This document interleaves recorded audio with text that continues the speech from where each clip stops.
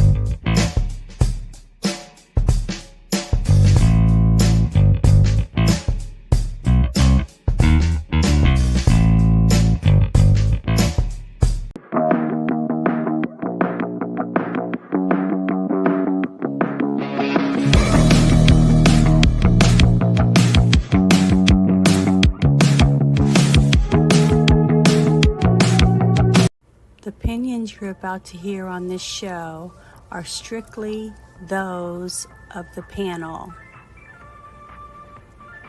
The following program is rated TV MA LSV. It contains strong language, sexual situations, and violence. It is intended only for mature audiences. Hello, hello, hello. Welcome to the Friday Night Chit Show. And I want to say thank you to Bruce and Ruben for joining me tonight. So, how is everyone? How are you guys doing? doing fine. It's cold outside. Yeah, it is cold. Maybe it's cold outside. What is it there where you're at in Texas? Fuck. Hold on. It's like 30. It's 30 degrees. I went out today with shorts on. I went out today with shorts and sandals. It's 16 degrees outside. That's how I started today off with, because it was like 44, and I'm just I got to go to get my oil change, and where I go, my wife works, and so she handles everything outside the car. I just stay in the car, and I let her take care of that because that's what she does for a living.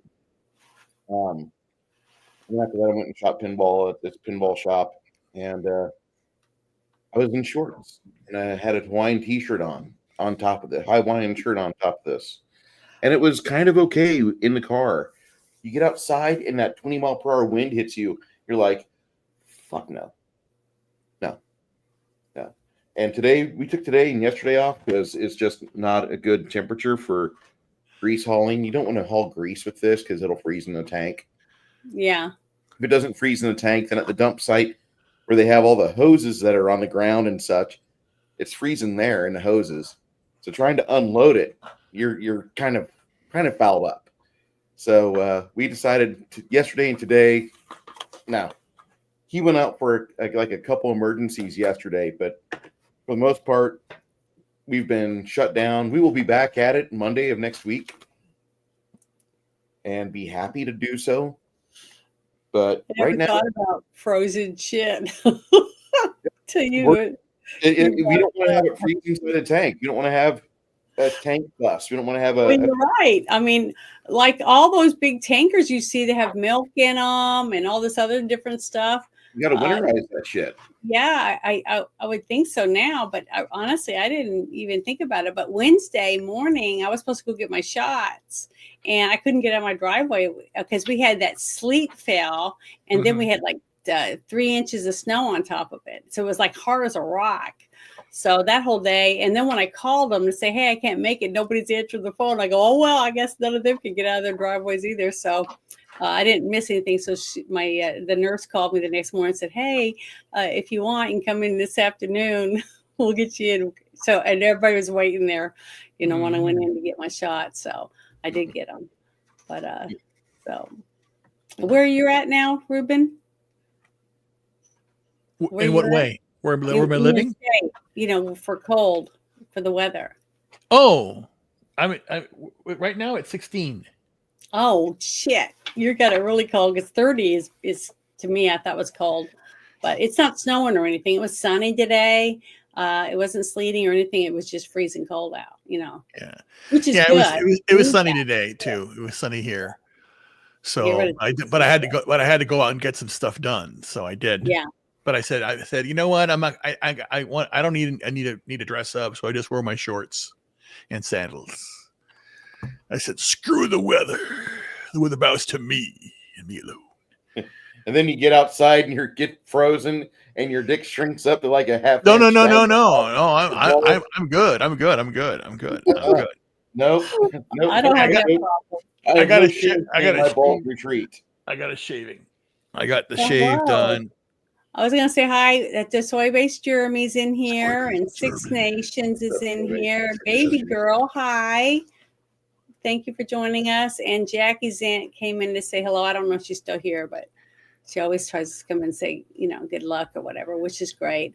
And I could go over to Rumble and see if there's anybody over there, but it's kind of hard for me to tell. My phone's locked up again. I don't know why it keeps doing that, but and then everybody on it's a little Android thing, or I think it's an Android. I don't know. It's a cheap one. I just picked up because I didn't want to spend a lot of money on it. But over on X, yeah, I know. I don't think that's. I mean, the thing is that I have problems with it, especially when you have shitty service. Anyways, 2 days ago, we had fog and black ice. Last week, there was 3 pileups on the I-84. My bunghole puckered for a few times. Yeah. I think that's happened to a lot of people.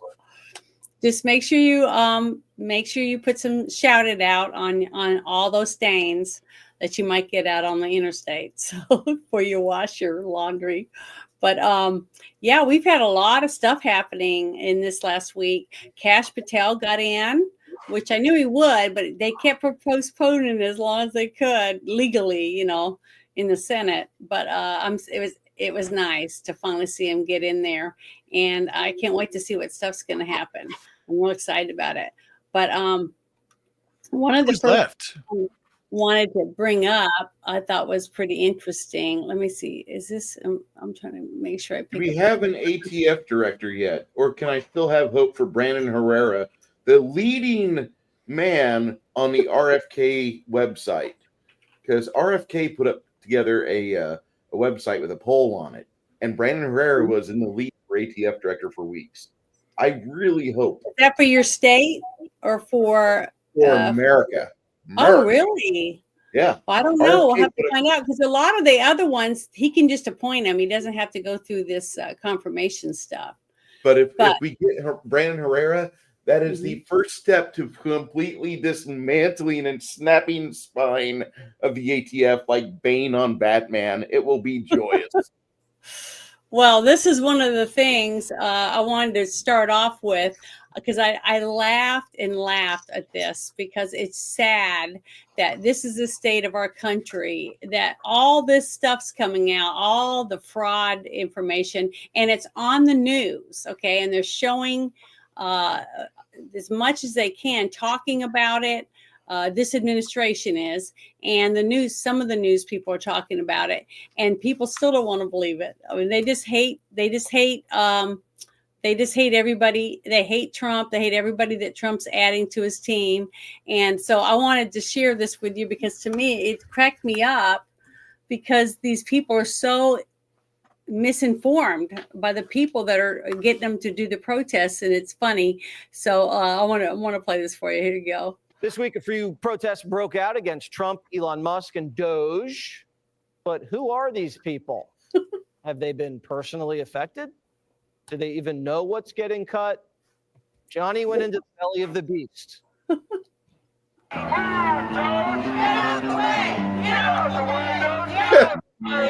This is what democracy looks like. Want to be on TV? Please do not speak to this person. We're here at the Elon Musk protest. Oh my God. We're here at the Elon Musk protest, and Wait a minute, I'm talking now. If you don't mind, please. when you think of Elon Musk, what comes to mind? Apartheid nepo baby. Corruption, unelected. But so are all of Donald Trump's cabinet secretaries. That Did is you very say true. apartheid nipple I didn't baby? think about it like that. Why are you here today? I was terminated on Friday. We're protesting Donald Trump, Elon Musk. Efficiency is one thing, and killing people is something else. How have you personally suffered from Doge? I haven't yet. By Doge, thus far, I haven't been affected. I am privileged not to have been affected. Personally, I have not been affected. I'll be fired. I haven't been fired yet. Not yet, Not yet. but it might happen. It might well happen. Sorry. No, this interview's over. Please don't end. Sorry. I've been asked to stop talking, but Why? because I support the union, I accept union direction. Thank you. And that should just about do it. When I say union, you say power. Union. How have you suffered Please from do Doge? not speak to this outlet. They are right-wing provocateurs. Okay, thanks. And how have you suffered from Doge? Speak to this outlet. She's the one in charge. Suffers from She's the Doge. one getting Please the do not speak to this outlet. Okay. She's scaring me. People here protesting the Doge cuts. What's been cut? I would rather not speak to any specific things. There's, let me think. They don't know. What's been cut? Way too much. The entire work of the CFPB has been stopped. Big fan of Bill Clinton? I think we're getting off topic here. What's he got to do with this? Well, he laid off 400,000 federal workers when he was in office. Are you trying to suggest that the cuts that they're making to the federal workforce has a precedent in history? Exactly. Okay. This man is a genius. A genius. Trump ran on this. He won on this. Isn't this what democracy looks like? He didn't run on this. Trump actually didn't run on it. He didn't tell people what his plans were. Did he mention Doge?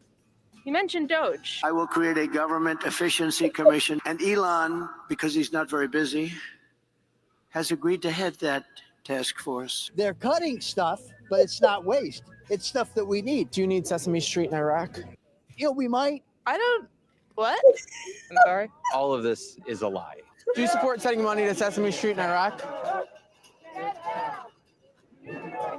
I guess so. What about the sex changes in Guatemala that we were sending $2 million to? I don't know what you're talking about. Why are they different than sex changes anywhere? Well, it's not federally funded here. You got me.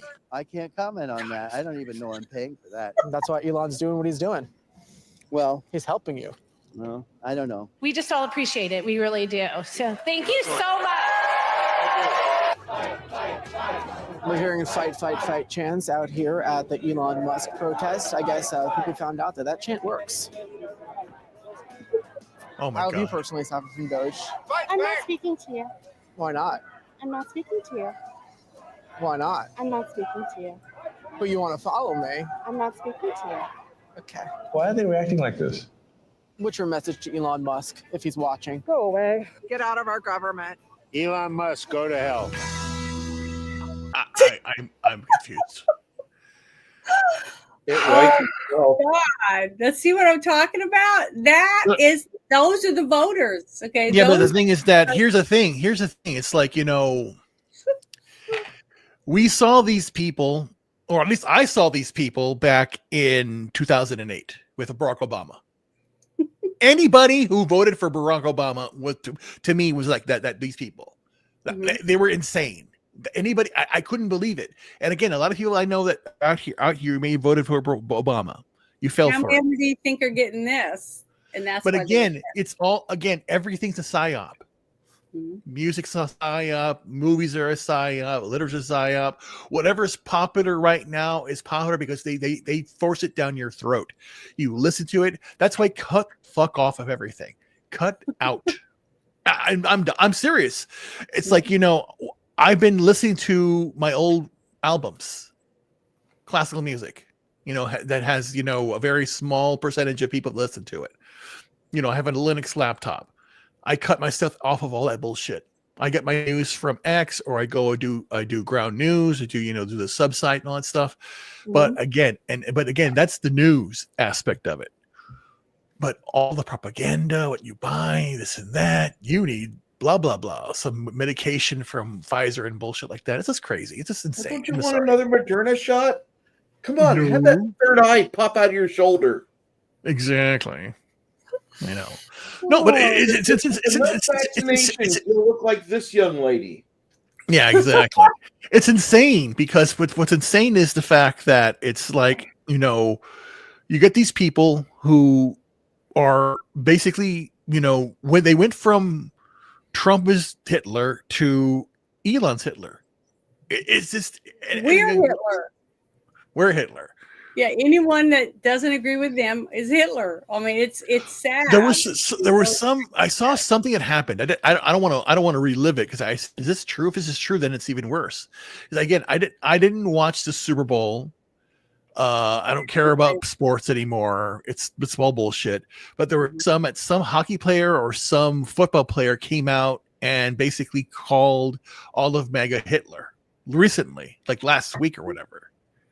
I don't know if you heard about this. All I heard was that the Americans were playing against the Canadian hockey team, and that the hockey team basically the crowd or whatever was booing the American anthem. Right. So and then we won, and then whenever they came over here, Canadian chicks sang a Canadian anthem, and Americans booed, and the Canadians won. And then they won. That was the championship game. The Canadians won or lost? They won the game. So the thing is, it shows you, it just proves the point that you can't bitch and moan about other people booing or taking a knee when you do the same thing to them. See, to me, it's ridiculous. So apparently our side hasn't learned a damn thing any more than they have. So, it just pisses me off. You got so many freaking hypocrites out there, wah, wah, wah about everything, but they do the same exact damn shit. You know what I mean? I just think it's how many people do you know from Canada, from Canadistan? I know about a handful of guys that were over in the Sandbox with my friends and my friends' kids, my friends' nephews and nieces. I know a handful of dudes, and they bled with us. They got shot up with us. They had their guys get tossed around like fucking rag dolls after they hit an IED or something. And I hear people talking shit about Canada like, oh, fuck those Canadians. I'm like, as much as like I can't stand the liberal bullshit from Ottawa and the fucking little faggot Castro boy. Yeah. I can value Canadians that when things go down, it's time to stand with the Americans and with the UK and with the Australians, go into some sandbox and try to help out, provide hope, kill bad people, and break shit. And I love the guys. I'll be right back. Well, we know they do that because look what happened during the truckers thing that they were doing, protest. Yeah. So the Canadians can rally together and fight and do good things. Nothing makes me happy than watching Canadians. We have here. We just saw the stupidest, dumbest people that actually spoke up and talked when they were interviewed at a protest here in our country in New York City. Yeah. And I can't remember. Has a fucking radar for that shit. Oh, there he is. I'm so sorry. I wasn't paying attention, but welcome. Thank you so much for joining us. I appreciate it. Talking shit about Canadians and you keep a Canadian sitting in the back waiting. I didn't talk bad. I said both sides proved that they were both just as stupid. Had nothing to do with being Canadian or not. No, Bruce was talking shit about Canada. Yeah, Bruce. I was talking shit about Canadians as much as I fucking admire all the fucking vets that I know that have personally been over there. That after they were done in the Sandbox, baking their ass off, they went back to the frozen north, and they're like, for 9 months out of the year they freeze. But God bless them, because 9 months. 9 months out of the year we freeze in Canada. Is that how that works? Have you seen the areas of Canada that's settled? It's Do like you the understand West it's my Coast. country, Bruce? I know exactly everything about Okay. every province. Yeah, in my you country, guys Bruce. don't go far north Jesus at all away from the coast. Can you guys understand that our weather is roughly the same as Minnesota? Yes. Like, if you need a colder. comparison, so about And we 5 also months have of the a year, state 4 called months of the year, it's real fucking cold. It's colder in Canada than Minnesota, and you have less family dining restaurants. I can't handle it. No. Well, what about Alaska? It's Again, cold. I have friends in Alaska, and they say it's cold as a witch's tit. So it's cold. not into it. I'm not into. It's fucking 39 degrees right now, and I'm fucking like, I'm not going outside. Fuck that. My balls are in my stomach.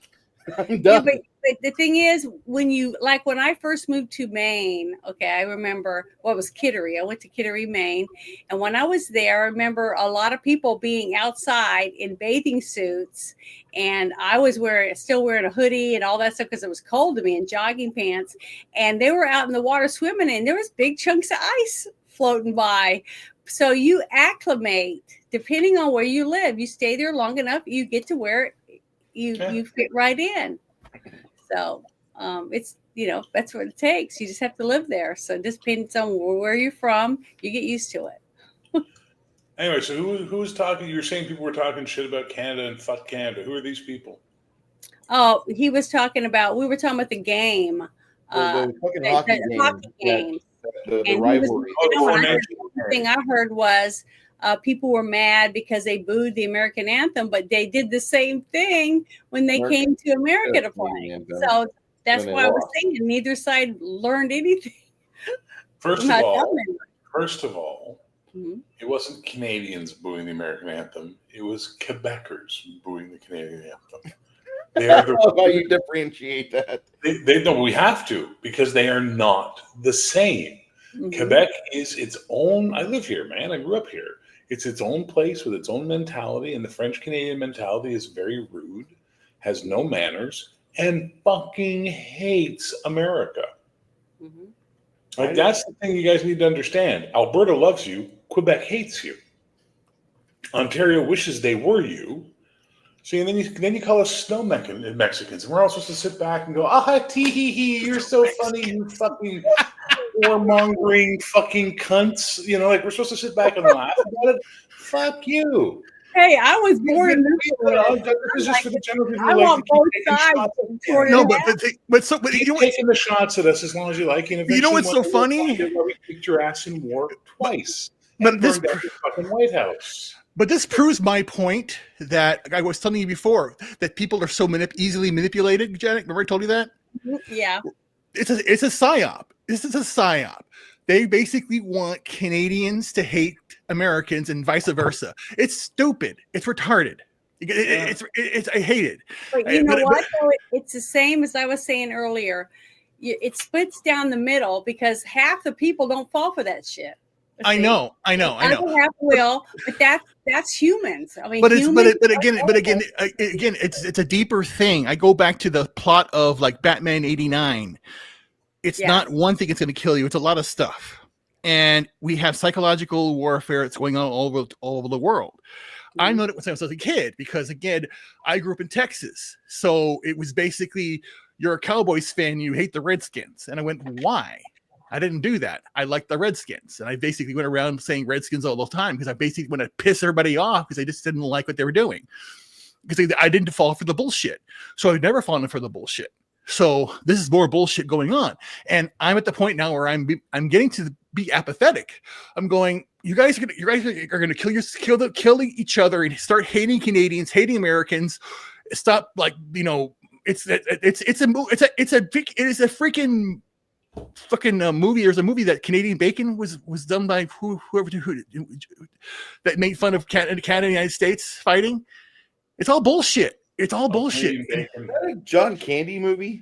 Yeah. Dan Aykroyd, Alan. Yeah, I haven't seen it. Surrender Pronto. But it's all that. But again, that's the thing. We're dealing with psyop bullshit, and they're pushing the buttons. So follow the money here. The real news is the fact that we're doing this because the bottom line here is not Canada's bad.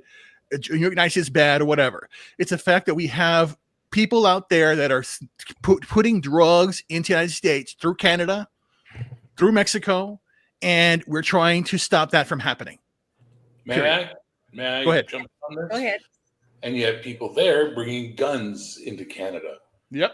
When I worked as a bouncer, no one involved in any shooting we ever had at any club I ever worked at had a legal weapon. They were all fucking brought in from the States. They were Tech 9s, things you couldn't buy in Canada. Tech 9, oh my God. Yeah. Couldn't buy those in Canada. They were not for sale in Canada. But here are these gangbangers showing up with them, right? So it's a two-way fucking street, and we need to get this through our goddamn heads. Trump does not help with his 51st state bullshit rhetoric. He does not help. Calling the prime minister the governor, that doesn't help.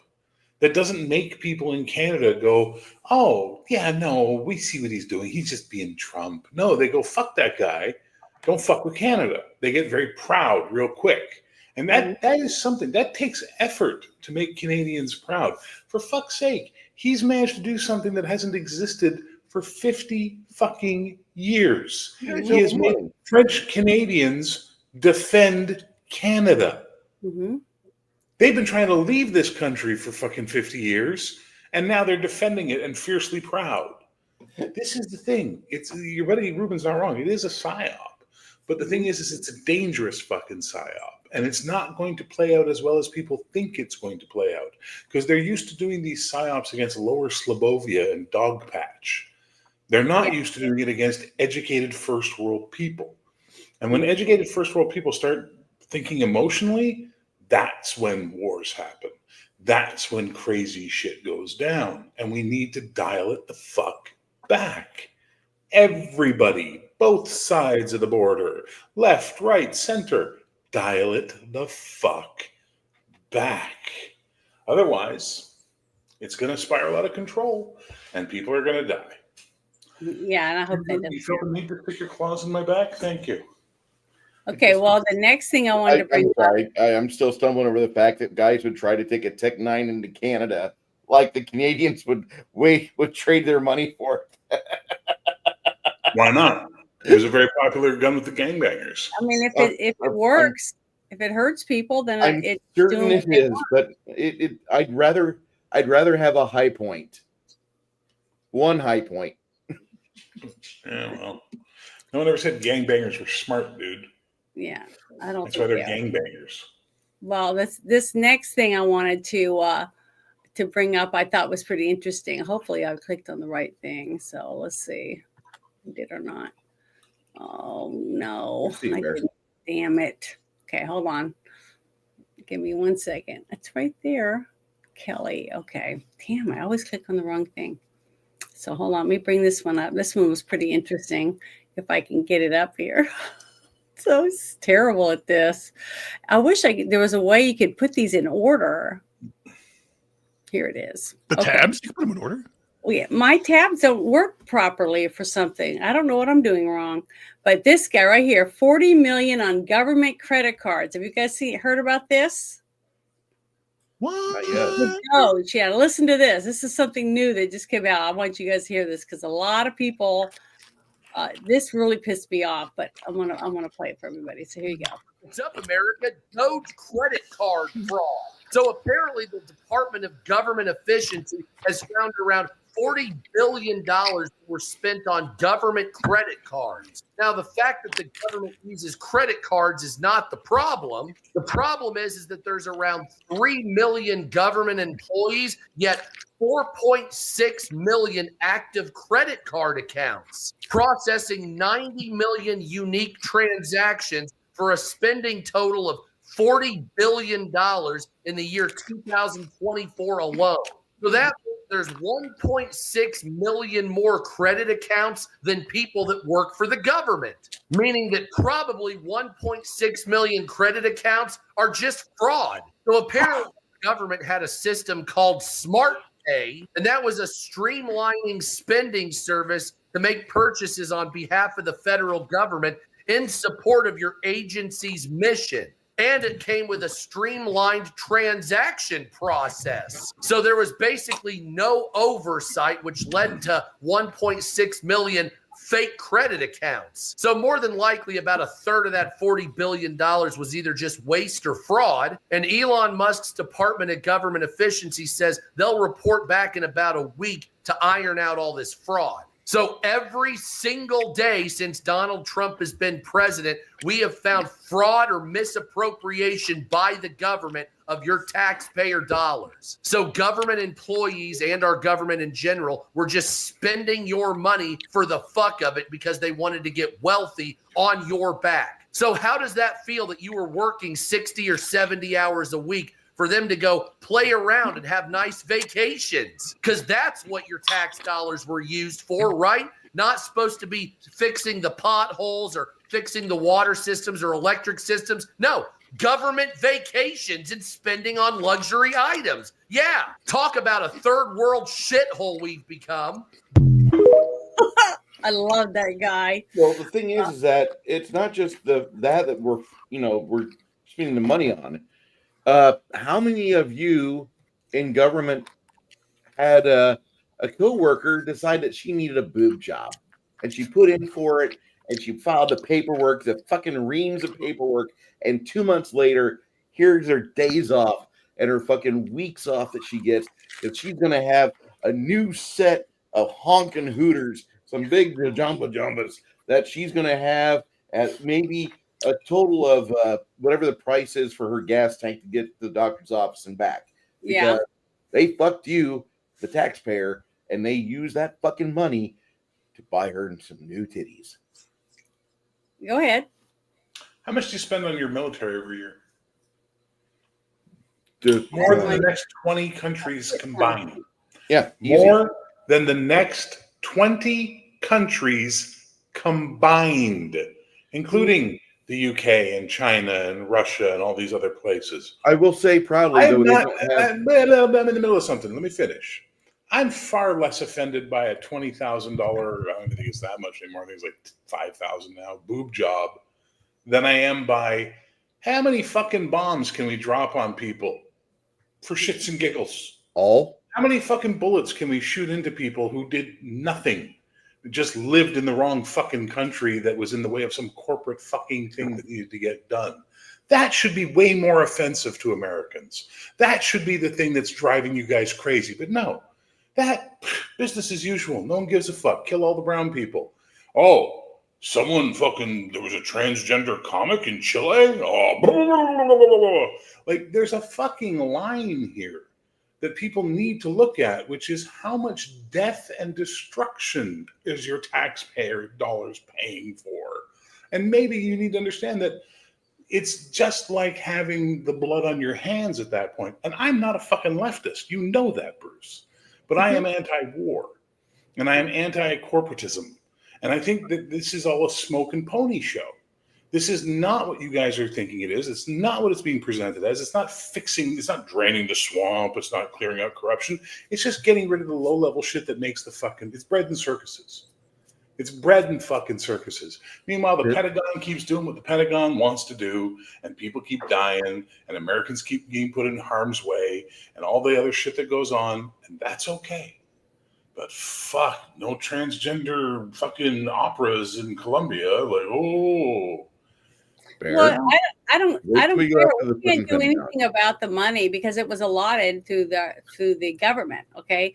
And they voted on it and they passed it, okay? So the money, unless it's stopped before it's spent, there's nothing you can do about it because it was passed by our government to spend it, okay? So we can't get it back.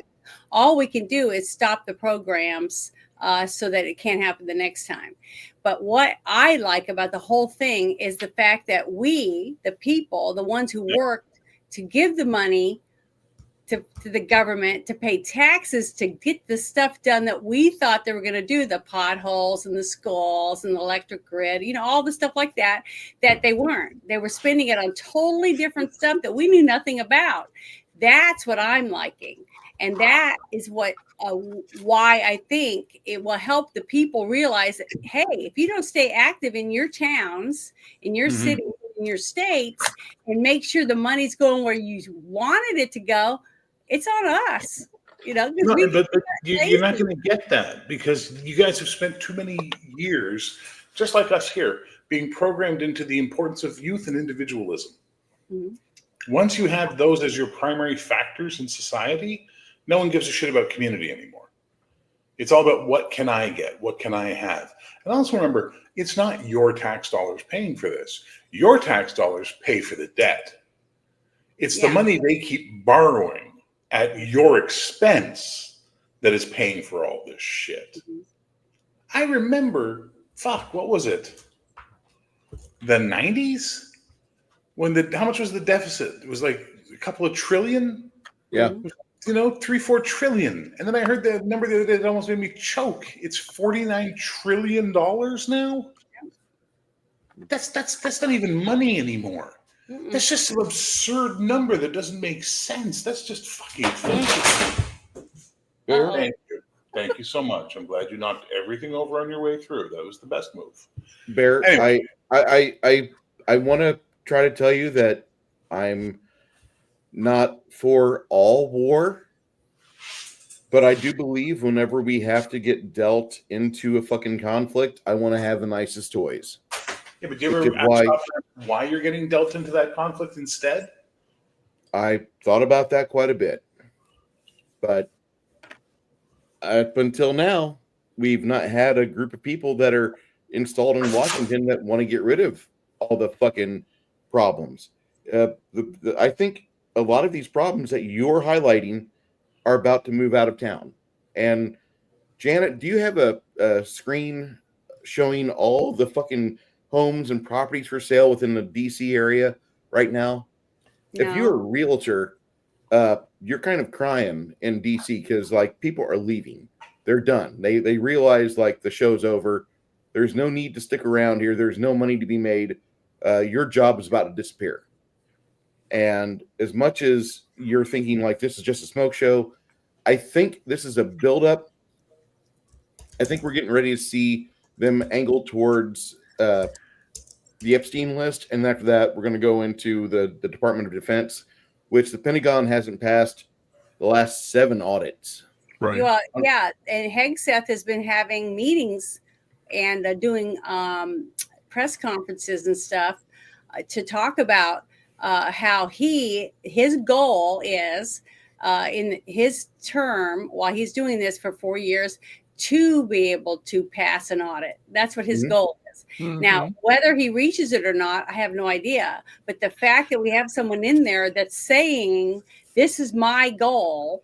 Okay. In my lifetime, I don't remember one person saying that.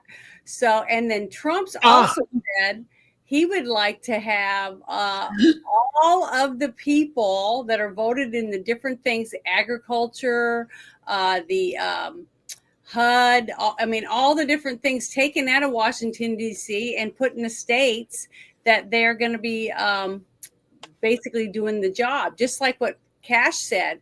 He wants to take the people out of the FBI office basically and send them to the states.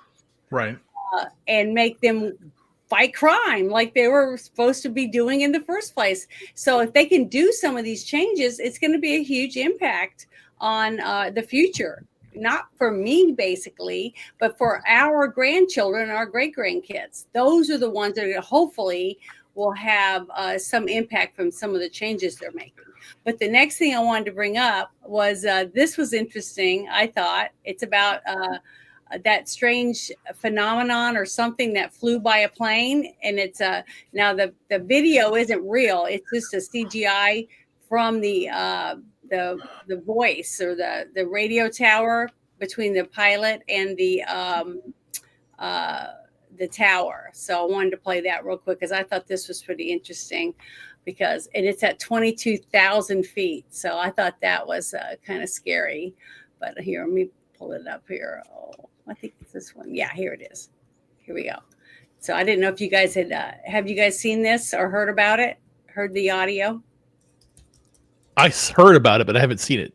Okay, well, here we go. It's a fabrication.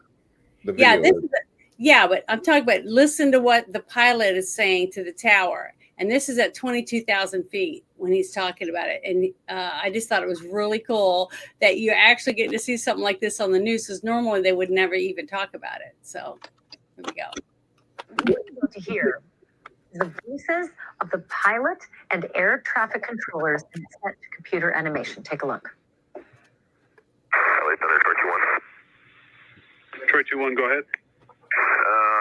It's not weird, but I just had something pass underneath my wing, maybe like a football-sized object right underneath our wing. Troy 2-1, Roger. Do you think it was a drone or? I have no idea. I got my sensor operator looking for it on the camera right now. We'll see if we can find it. But it's like a dark gray cylindrical object, and it was probably the size of a football, and it passed maybe 10 feet under our right wing. Troy 2-1, Roger. Thank you for the report. Keep me advised if you find anything else out. Yeah, we'll do. We're looking for it now. And so, correction. LA Thunder, Troy 2-1. We got stuff on air-to-air radar. We're trying to get visual on it. Troy 2-1, Roger. And LA Thunder 094 bearing from us for about 60 miles is where it is now. Troy 2-1, say again. 094 bearing from us about 60 miles away is where we're picking it up now. LA 15, Troy 2-1, Roger. Thank you. All right. This guy was stopped at 14 for him because we were busy. There was some UFO reported here, but that's all taken care of now, so you don't have to worry about it unless you want to talk to Aaron. It was earlier, but it's gone. I may not have to worry about it, but I am plenty worried about it. This is where I call in Ben Hansen to help me make heads or tails of this. Ben is a former FBI special agent and host of UFO Witness on Discovery Plus. He managed to secure that recording that you just heard because it was not made available to the public. Ben, what is your take? This is a really interesting case. It was actually the air traffic controller who reported it to the National UFO Reporting Center, or NUFORC. So NUFORC is actually cited in the FAA regs as one of the places where pilots can go to make reports. So first, we want to thank the controller for reporting it, and also for the pilots. This was a Homeland Security flight, actually. So they were on, I don't want to say covert, but they were on a mission, probably doing drug interdiction or something like that. And they're flying along and they see this thing. So very experienced pilots. Now, this particular aircraft, too, is a Beechcraft 350C, which they've converted to include a very sensitive and complex radar array. So you see that dome on the top of it. It's actually there to track, drug traffickers and things like that. So when they call this thing in, this is about 2:30 in the afternoon. It's September 17th of last year. It's broad daylight. They got a good look at this thing, cylindrical, dark object that passes underneath their wings so close. So, obviously you can see there's big problems with that happening in controlled airspace like they were, and they weren't notified of any air traffic that was supposed to be in the area. So the animation, by the way, it's so realistic, I was caught off guard. Was that sort of made with the help of those who witnessed it so that it's as accurate as it can be?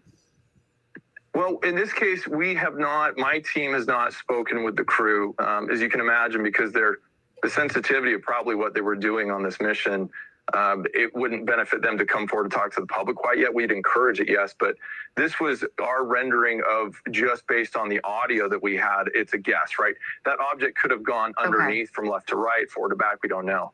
But we do know their description is pretty exact. I'm also sort of gobsmacked by 20,000 feet because I don't think that ground-controlled, unmanned flights can operate at that altitude. Call me crazy. I think at one point they asked if it was a drone. What's the word on the possibility of some kind of a drone activity? So it could be. It'd be very rare, but hobby drones can go up that high. Obviously, military can as well. This occurred near what we call military operations area, but it was not in that airspace. So anyone who was flying something to test a commercial type of drone or something would have had to call in. Now, the other thing that's very interesting about this is you hear them call out what they believe they're tracking this object about 60 miles away because they've got their own airborne radar. And the pilot calls back to air traffic control, says, we think we have it. Now, debatable whether their radar array could see something this small at 60 miles. But if true, within the 2 minutes when they called back, that would place this object going about Mach 2. Okay, from them to gain that much distance in that amount of time. So that would absolutely, in my opinion, eliminate any prosaic explanation of a drone or anything of that nature. Thanks for watching. Interesting. So what do you guys think it was? Do you think it was another government or our own government, or flying some kind of new drone out there, and for some reason it got close to a plane or something that they didn't know was going to be there, or what? You'd think that would be all planned out if it was the government's to know whether or not there was going to be any planes flying around when they were testing this drone. What do you guys think? It's crazy for sure. Yeah, I mean, because honestly, 10 feet from a wing, that's pretty dangerous for both of the vehicles, even though I know the other one didn't have a person in it because it was too small. But to me, it's just very interesting. I don't think it was like from an alien ship or anything like that, but I really do think it's scary to think that a government can make a drone that flies that far and go that fast, like you said, Mach 2, to fly over, and maybe it has lasers on it. It could take out the power grid in one of our countries. We don't know. We don't know what the capabilities are. But to me, that's kind of scary to think about the technology that's out there that we might not know about, or that another country might have. And what was it? How about those balloons that were flying around that our government And those were clearly tracked and identified and reported on. This is your own country. This is the U.S. government up to something. Now, what they're up to, we're never going to find out until after we're dead and they declassify the papers somewhere down the line for the next generation, when they're our age, to go, oh, that's what that was all about. But I don't believe for a second this is China or Russia or any of that nonsense. Well, I don't know. I don't know what government, but I don't believe it's an alien. No, it's not alien. Somewhere controlling this little thing. I think it is a government. I really do. I mean, because to me, that's the one thing that makes the most sense. But it's just scary to me that it can go that fast and come that close to a plane. It doesn't even know what's out Bruce, there. you know this. What is it they say? The military's 20 years ahead of civilian when it comes to That's the technology? low estimate. It's closer to about 80 to 100 years ahead. Really? Yeah. Wow, that's amazing. They're top secret stuff, Janet, not the things that are out there with rank and file. Because I have a big heart on for like a lot of American military jets. Mm-hmm. The most devastating one we haven't really fucked with yet, and we've got a good sized fleet of them. Nobody's really pissed off the F-22 yet. Nobody's sent an F-22 up there. We like to call that one the kid because there's a guy named Habitual Line Crosser that he makes videos about all the various jets and armaments of the United States talking to each other, and they won't let the F-22 out of the hangar. They just give them a raccoon for company, and they're like, "Just stay in there, kid. Just nobody's got anything to fuck with you yet, so you just stay in there." And the F-22 came out when the IBM 286 was the top of the line consumer computer. Keep that in mind. It came out in the late 80s, before the 386. So, we're our super secret black office, blank check technology, super advanced. The stuff they give to regular officers and petty fucking enlisted, it's like 40, 50 years behind. Just keep that in mind. Mm-hmm. Well, I believe you. My dad told me one time, we were talking about, those little things you could get, the fuzz buster or whatever it's called you have in your car, and tell you if there's a cop up there going to be scanning you or whatever for your Yeah, speed. radar detectors. Yeah, okay. I remember my dad got one, and I was like, wow, this is really cool. And he goes, oh, they've had this technology for 80 years or 70 years or something like that. And I said, what do you mean? He goes, we in the Air Force, we had tons of this stuff. We were using GPS and all that stuff out on the, out doing our trainings and all that kind of stuff. And now we're allowed to have it, so he says once the government gets what they want out of it, then they'll make a deal with some company, and then they get like money from them for the rest of the time that these companies are able to use this whatever GPS or whatever it is.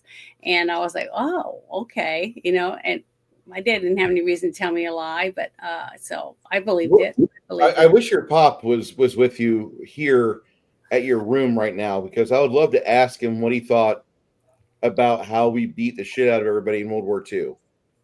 And the thing is that we were losing, we were getting our ass kicked, but the government went to General Electric, the people who make Christmas lights.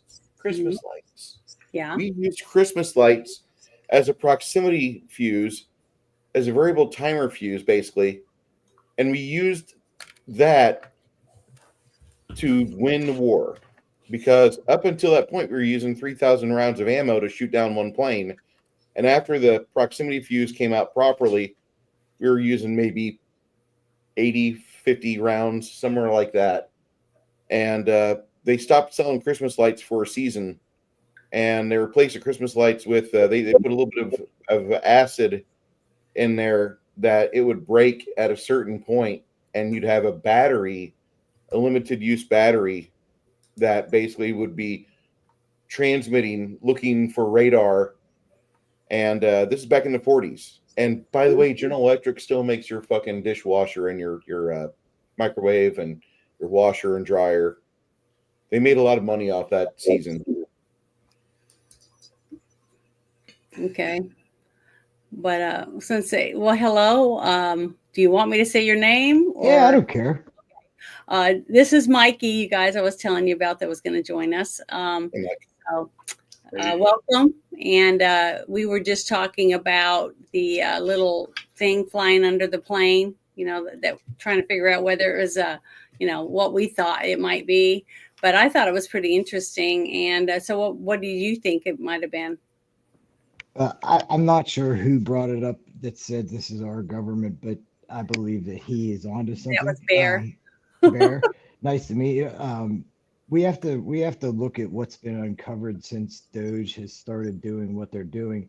Number one, there's not an elected official or a non-sitting, which means they're no longer in office, elected official that has their retirement in digitized. Aren't we going to question that and say, like, well, wait a minute, you want everybody to have smartphones and everything else, but your retirement plans aren't digitized? They're letting us get overwhelmed and so intrigued with technology. I think it's a devious plan. That's my opinion. That could be possible. I mean, I don't know. I mean, are you referring to the mine, the salt mine, where you have to take the elevator down to go file paperwork, and if you don't have enough time in the day, someone can't retire on time? Is that what you're talking about, Mike? Apparently, yeah. That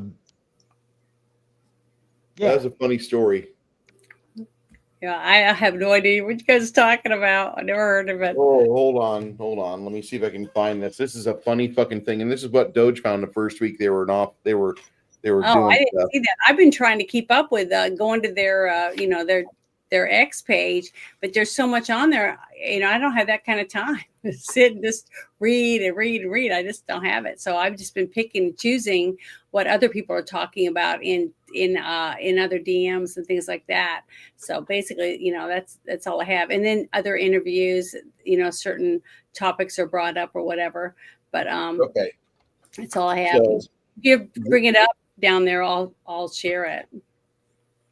So this is this. I'm going to pull this off of Newsweek because it's just kind of funny.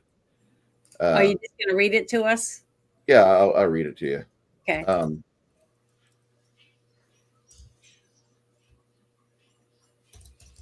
So they have documents relating to federal workers, and Elon Musk raised questions about the efficiency of it. This is his entire deal. He doesn't care if you have real estate for this, just make it efficient. That was his entire problem with Twitter when he bought onto it. He had to get rid of 90% of the people because they were spending too much time in yoga class or doing meetings with people that weren't really involved with the customer base. They were kind of just jacking each other off, and doing other things. Mm-hmm. So Doge has been tasked with streamlining and reducing the cost of the federal government. And on Tuesday of last week, Trump signed an executive order. So he implements the Doge Workforce Optimization Initiative. And so it's encouraging agencies to limit hiring and reduce the size of the federal government. And so what happened, all of this stuff for government workers is on paper, manually calculated. They're written down on a piece of paper, then it goes down a mine. And what do you mean a mine? Yeah, there's a limestone mine in Pennsylvania. We store all the retirement paperwork, and you look at a picture, we post photos afterwards, and Musk kept to his words. Everything's posted on X, formerly Twitter, of the mine, the entrance. They're processed using paper by hand in an old limestone mine in Pennsylvania. 700 plus mine workers operate 230 feet underground to process 10,000 applications a month, which are stored in manila envelopes in cardboard boxes. The retirement process is taking multiple months. It's top men. That's all I can really say. And they're processed by paper, by hand, old limestone mine. Anything that you have to do to alter this paperwork is a process. Maybe it's just me, but I think there's room for improvement there.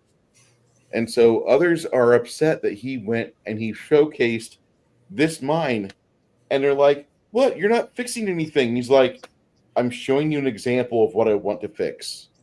Please let me get to work. Let me do what I do." Mm-hmm. It looks like something that you see out of the movie Raiders of the Lost Ark. Here's this pile of boxes. One guy knows where things kind of are at. Have fun. There you go. That's all. Is it believable, Jay? You know what I mean? And if that's true, why aren't we saying, wait a second, you want us to be hooked? You want everything of ours to be hooked up to some sort of something where it can be monitored. Why?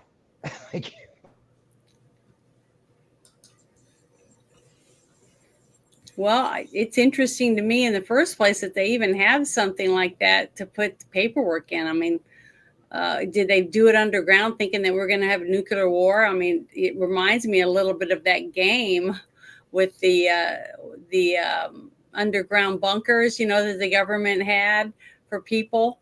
Fallout. And yeah, from Fallout. That's what it kind of reminds me of. So do you think that's why they did the underground limestone, vault type thing? I mean, I never heard of it. I never heard of that story. I never saw anything like that before in my life. So why do you think that they chose that place to do it? I mean, it's almost like the big place in Colorado. Is it Colorado Springs where they have that big underground? Mount Cheyenne.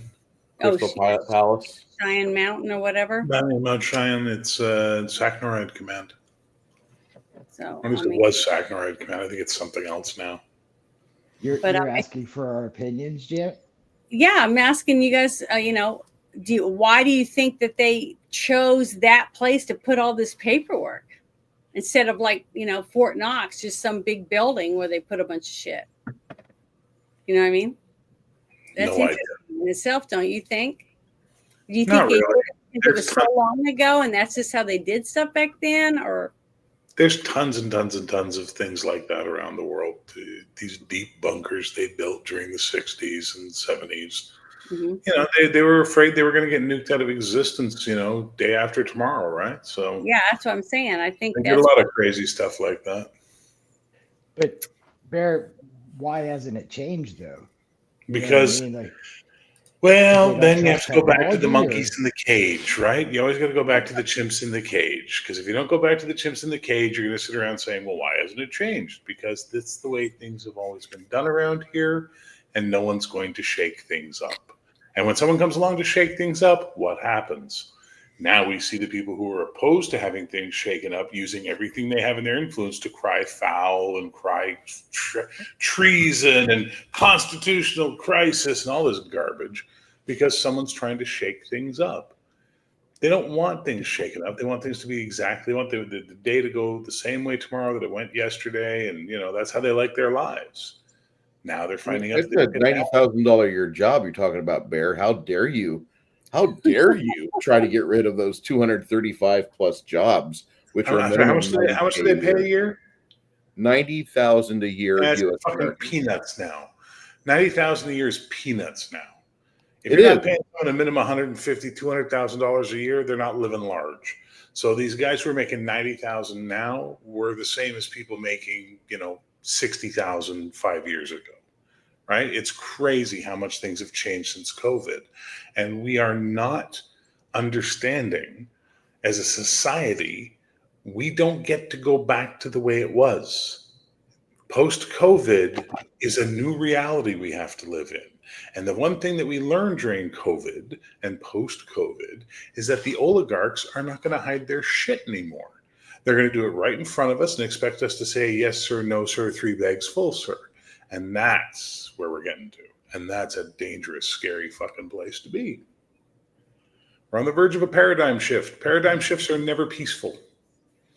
They are never peaceful. They are never polite.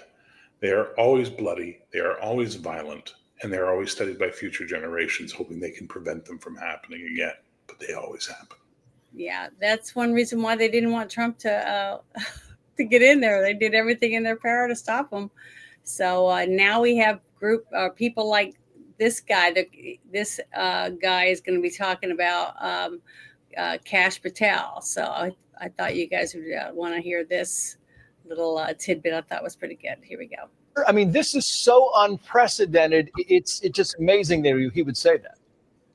It's shockingly unconstitutional, Trace. It's great to be with you. And I'm here to announce on your show a measure that I'm working with Congress that should be Congress's bread and butter. Calling for the subpoenas to be issued to Judge Merchant's daughter's company, who made $15+ million from the illicit information pouring out of her father's courtroom. I want to know the bank records because money doesn't lie. Yep. I want to know how deep it is and how much of it went to the family and how much of it is going to the family after this false conviction. And then we need to investigate the FEC actual violations that this judge and his family conducted, because he should never have been overseeing this trial to begin with because of the illicit campaign money that was flowing through there. And the unconstitutional due process violations are only the beginning. So America is calling for accountability of our judicial system, and Congress is the only lever that has it. And I'm hoping for 1 or 2 brave members of Congress that I'm talking to issue those subpoenas ASAP. I mean, this is so unprecedented. Yeah, that was pretty good. Did you guys see that on the news? Or I don't even know what the story is. Okay, well, it's supposedly the judge that was trying to prosecute Trump for the whole 34 counts or whatever, for him, make him a felon type thing. Mm-hmm. His daughter was the whole time selling information from the court before anybody else could get a hold of it and making money off of it. So he wants to make sure that they're prosecuted. Anyone that was involved in doing that stuff it's illegal, and he wants to make sure that's taken care of. But I just thought that was pretty interesting. And here's the other one that goes with Kash Patel too. So let me pull this one up. Let me find it real quick. Darn it, I'm so slow.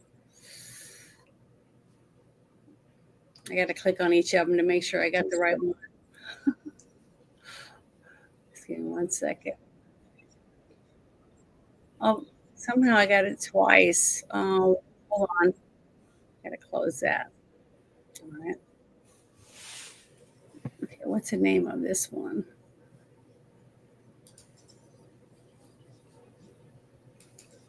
Okay, here's that. That's not it either. Damn it. Why do I always get these mixed up? So sorry, guys. It's okay. Yeah, it's all right, Janet. There's a lot to pile through. I know I got so much stuff here. Well, I can't find the. Oh, here is this it? Yeah, I think this is it. Number 20. Okay. All right, let me go over here and get it. I think this is the one. Yeah. Okay. Here we go. Here's the other one I want to play. Never believed that the CIA killed Kennedy. No. You're talking to a guy that's read the entire JFK file. You've seen all the secret stuff? I've seen all of that, and I've seen the 7 pages of the 9/11 report. I've seen it all. You don't say that to people that you can't tell what you saw. Should the Kennedy stuff be released? Yes. Is there anything there that is like, is anybody alive? The problem is the things that we can't release have nothing to do with the questions you guys are asking. That's about as far as I can go on it. But like the answers you guys want, pretty much have them. There's very minimal stuff that can't be seen for things that you wouldn't even think are related to that. Why can't we release them? And you're thinking temporally, like, did it stop back then? Right? Still going on. You know, the way intelligence works is you're always developing it. Where did I get that? Where did that go? Oh, hey, I found that guy 5 years ago. Let's go talk to him. Where does that get us? You know, it's a little bit bigger of a jigsaw puzzle. I mean, it's the same. Look, so the 7 pages of the 9/11 report, yes, overnight, that needs to come out. I'm telling you, that's got to go.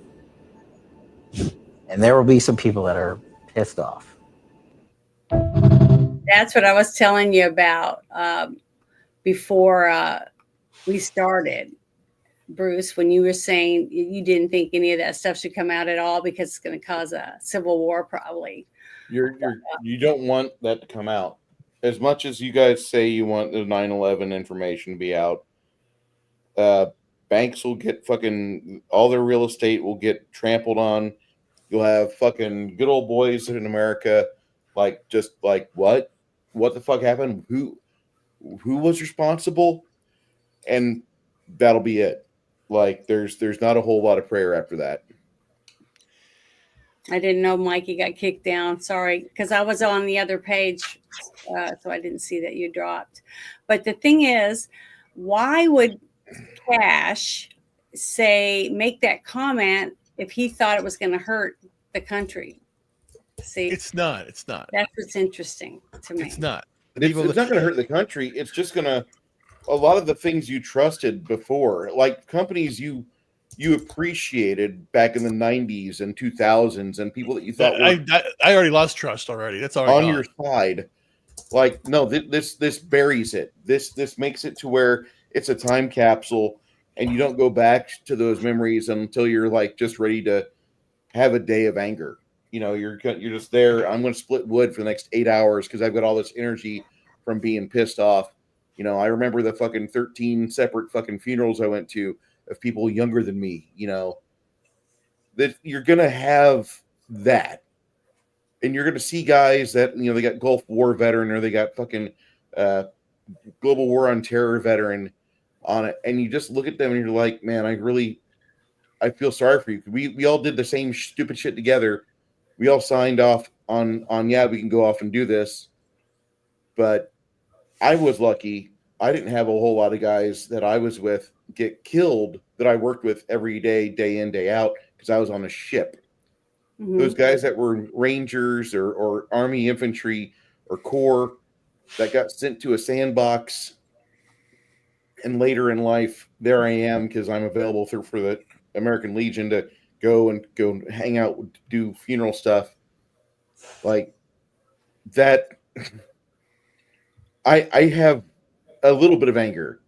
Those guys, if those guys find out their brothers and sisters died for those reasons, for those people, for those interests,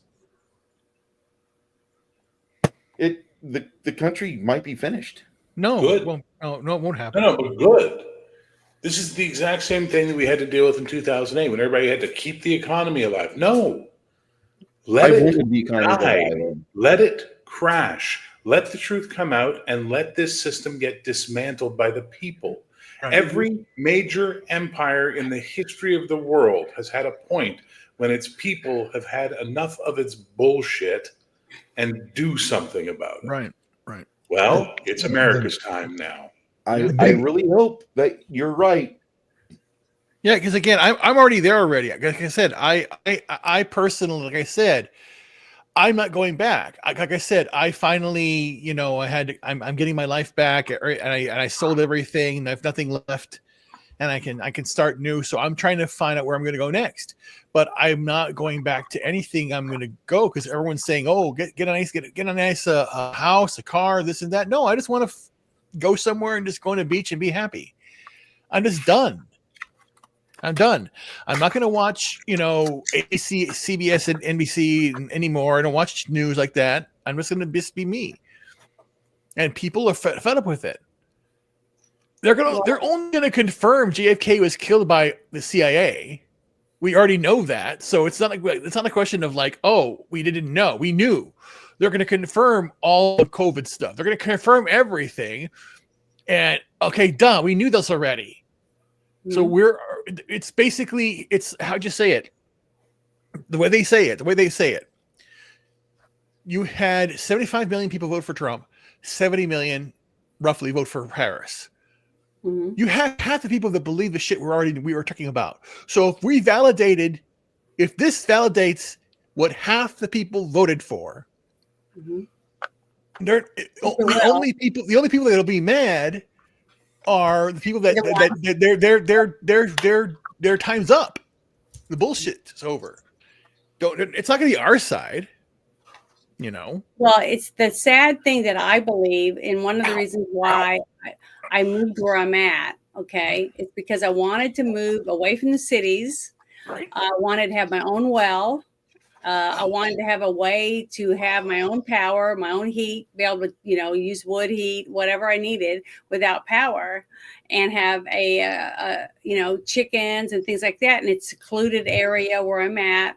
It's miles and miles, you know, that they'd have people, unless you lived here in this area, someone from the city it would take a while for them to find me. And I'm far enough away from the road that I can defend my home with weapons. Okay. And hopefully other people just like me that I know of in these areas are going to, you know, defend what they have, because they're pretty much the same way. They have pigs or they have cows, and they have wood stoves where they can warm their house or cook or whatever they have to without the power. And you got to remember, I'm only have cell service and this kind of service simply because, you know, I'm lucky to have that, but I have a booster just for my cell phone, you know, out here because there's no service. So I'll be one of the last people that gets, you know, people coming out here trying to take what I have. But the cities are the ones that are going to have the hardest times. And that's why I worry about people, you know, because I have lots of family and friends that live in the cities. So if it did collapse, those are the first ones that are going to be fighting and taking from each other. And that's the scary part for me. But I agree with what Bear said. I agree that the truth has to come out. The people have got to deal with it. You know, deal with it, but start from scratch, whatever it takes to start all over again if we have to, and scramble what we have, you know, basically, and do the best we can. Because just like Ruben said, half of the country, a little more than half, voted for this. Right. We want this cleaned up. We want this shit out. We're sick of the lies. We're sick of being ripped off and having smoke blown up our ass. I don't want it. I don't want it anymore. But you want to know the real truth behind why this is all happening? This is all happening because, again, if you go back historically, there's an 80-year cycle that occurs every 80 years. And that cycle ended last year. If you go back 80 years, 1944. Go back 80 years from that, 1864. So it's the Civil War, World War II, all of these conflicts, this cycle happens.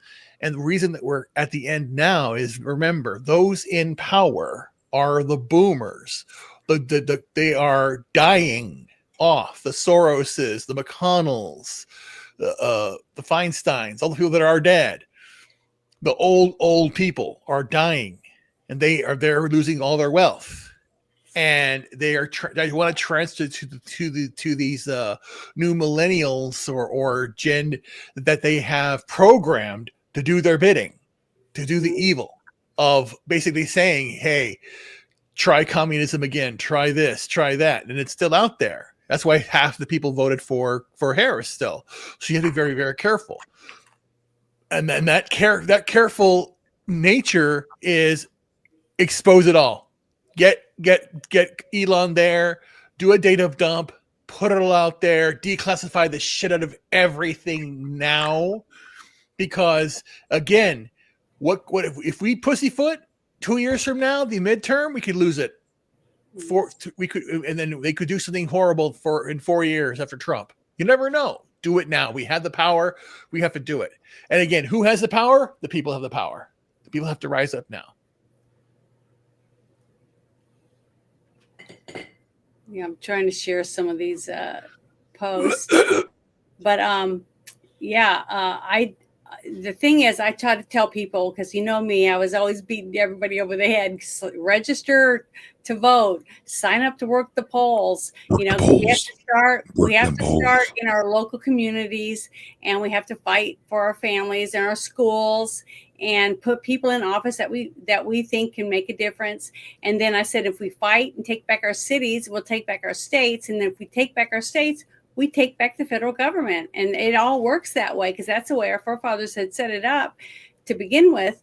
But the thing is, when people become lazy, they don't want to work the polls. And guess what? Someone has to count the ballots. So they came up with this great idea. Hey, let's have some machines that do all the counting. Then we don't need the people, right?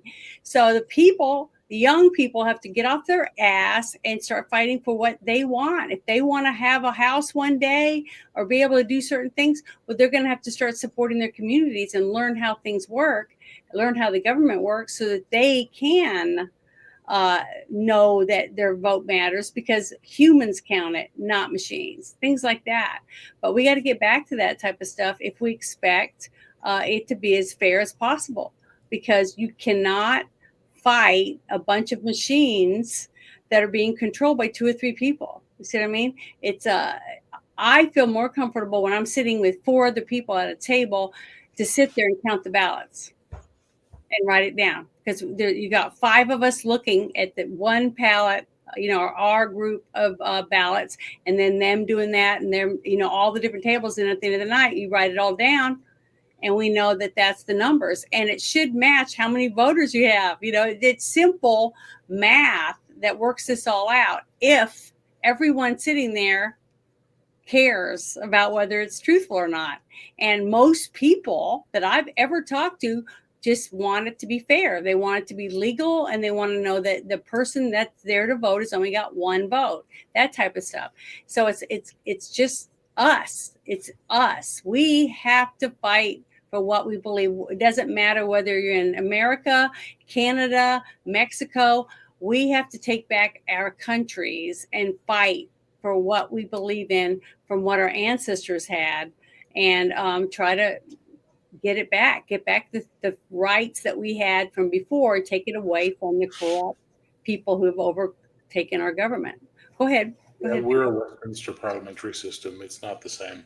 Oh, well, yeah, but we don't take back our country.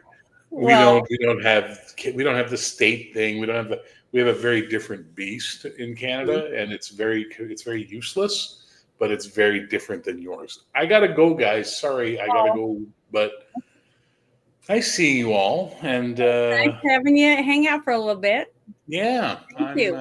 Appreciate it. Listen, I'll be happy when we get rid of the fucking party in charge of Canada. Then I'll be happy. Well, I hope you get what you want. Bye, Talk to you guys. later. But I do Jan, believe I it's us. Okay, it's in our hands, and if we don't hold these people accountable, and just like you said earlier, Ruben, is that if somebody isn't prosecuted for some of the crimes that we've been uncovering, right, with Doge, if somebody isn't prosecuted where we can see them go to court, like court TV, where They bring up the charges. They have them interviewed. They have both sides talking about it. They show the evidence to the people. If something like that doesn't happen before 2026, I'm worried that they're going to take back some of the things that we think we have. No. And I really am. I really worried about it because I have a lot of friends that said that some Democrats, they're going to vote Democrat no matter what. They don't care how much evidence they see. They're still going to vote Democrat. So why? I don't know. I'm not a Democrat. So I'm not retarded. I don't know. So what do you think, Mikey? Do you think that we should see something like that? Or do you think that a lot of people are going to say, see, they're not going to do anything? I think that the JFK file should drop. The CIA, and you talk to anybody in the boomer age, they will tell you that they believe that the government was behind that horrible incident, but that would give capability for it to be torn apart. One. Mm-hmm.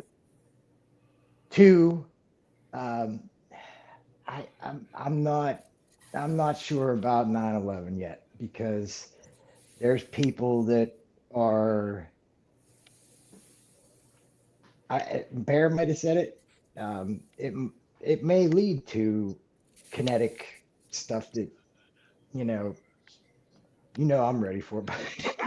Well, that was I think that's what Bruce was saying. He thinks that he doesn't think they should release that stuff because he thinks it'd be too much for our country to be able to take right now. Well, when it comes to the banking and stuff. Right.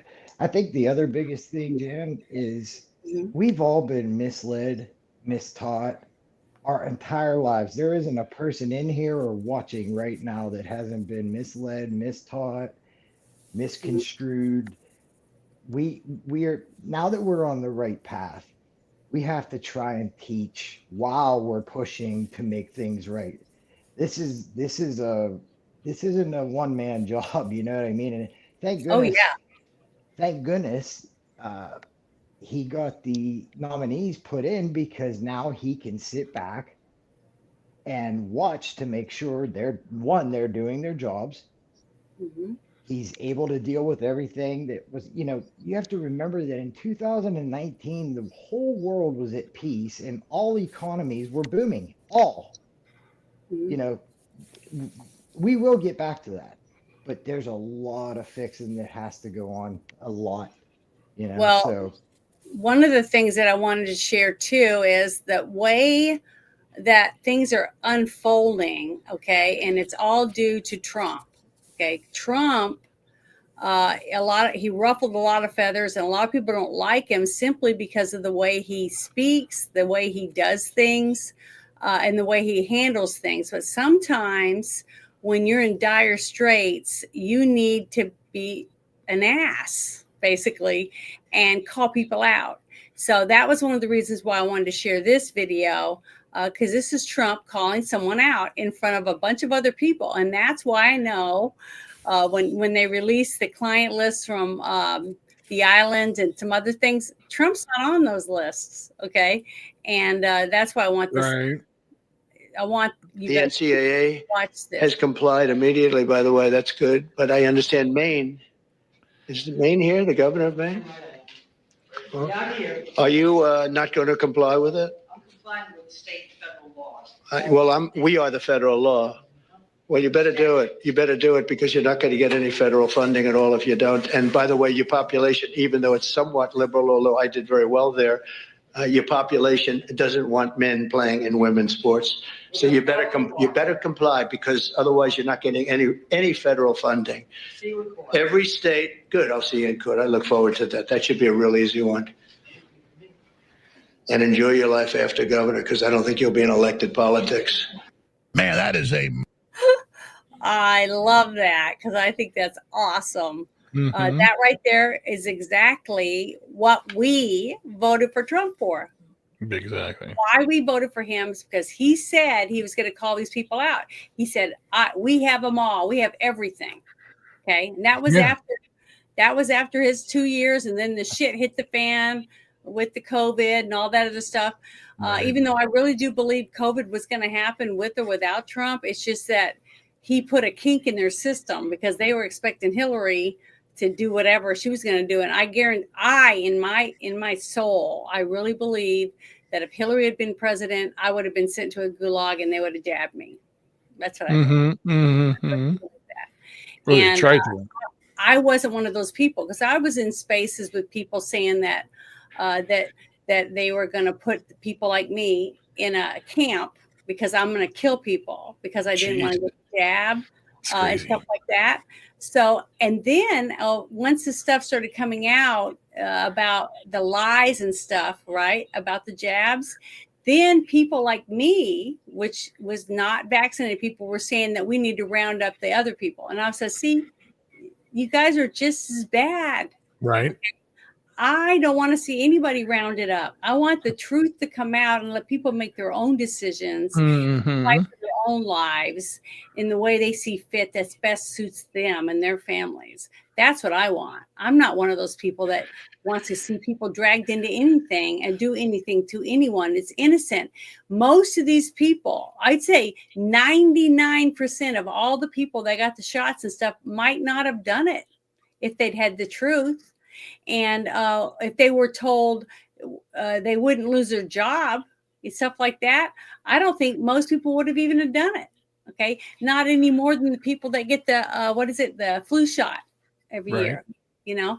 So I don't know. I've had a lot of sadness that I've listened to people say one thing and then turn around and do the opposite when it wasn't them anymore, when the finger wasn't pointed at them. Half my family got the shots. Jesus.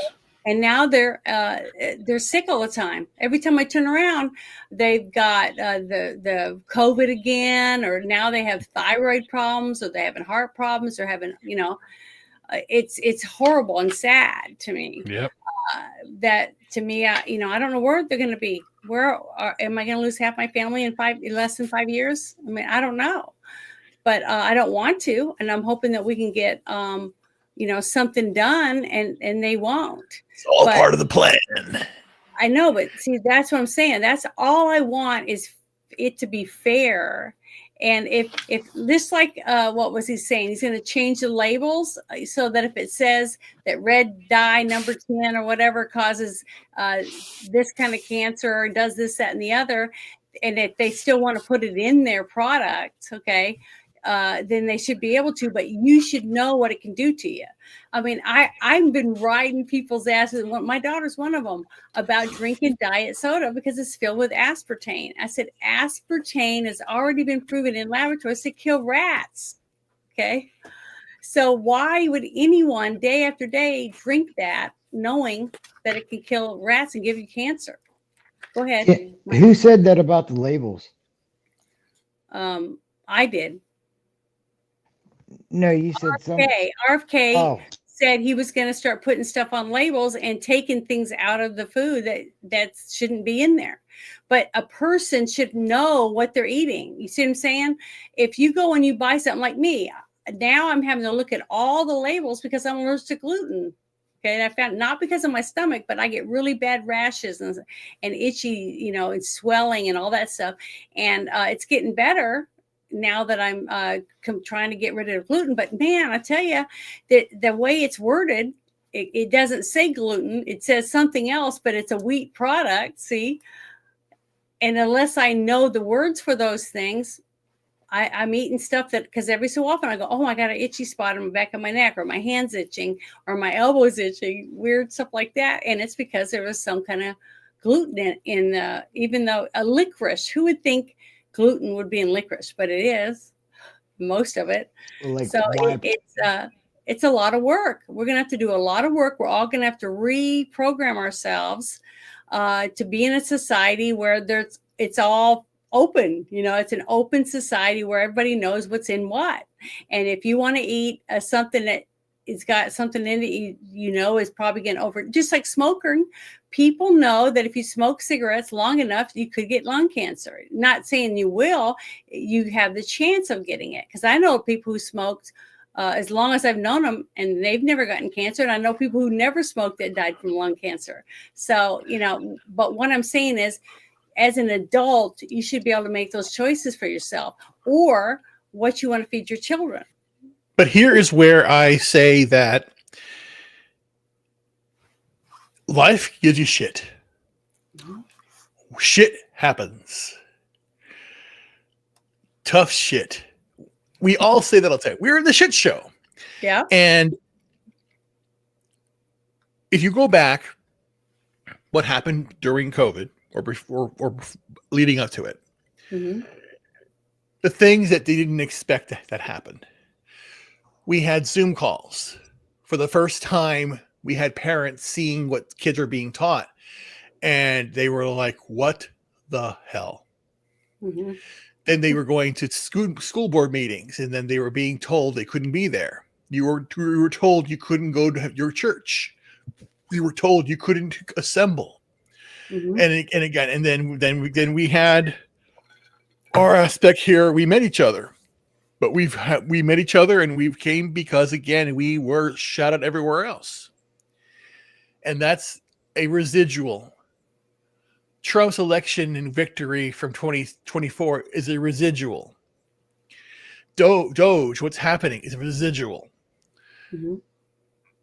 Good things are coming.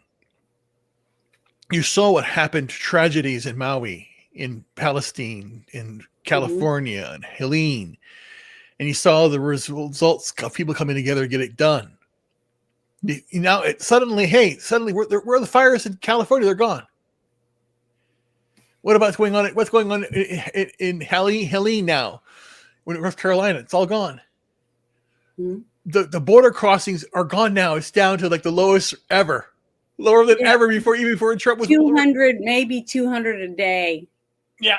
Now, compared to thousands and thousands.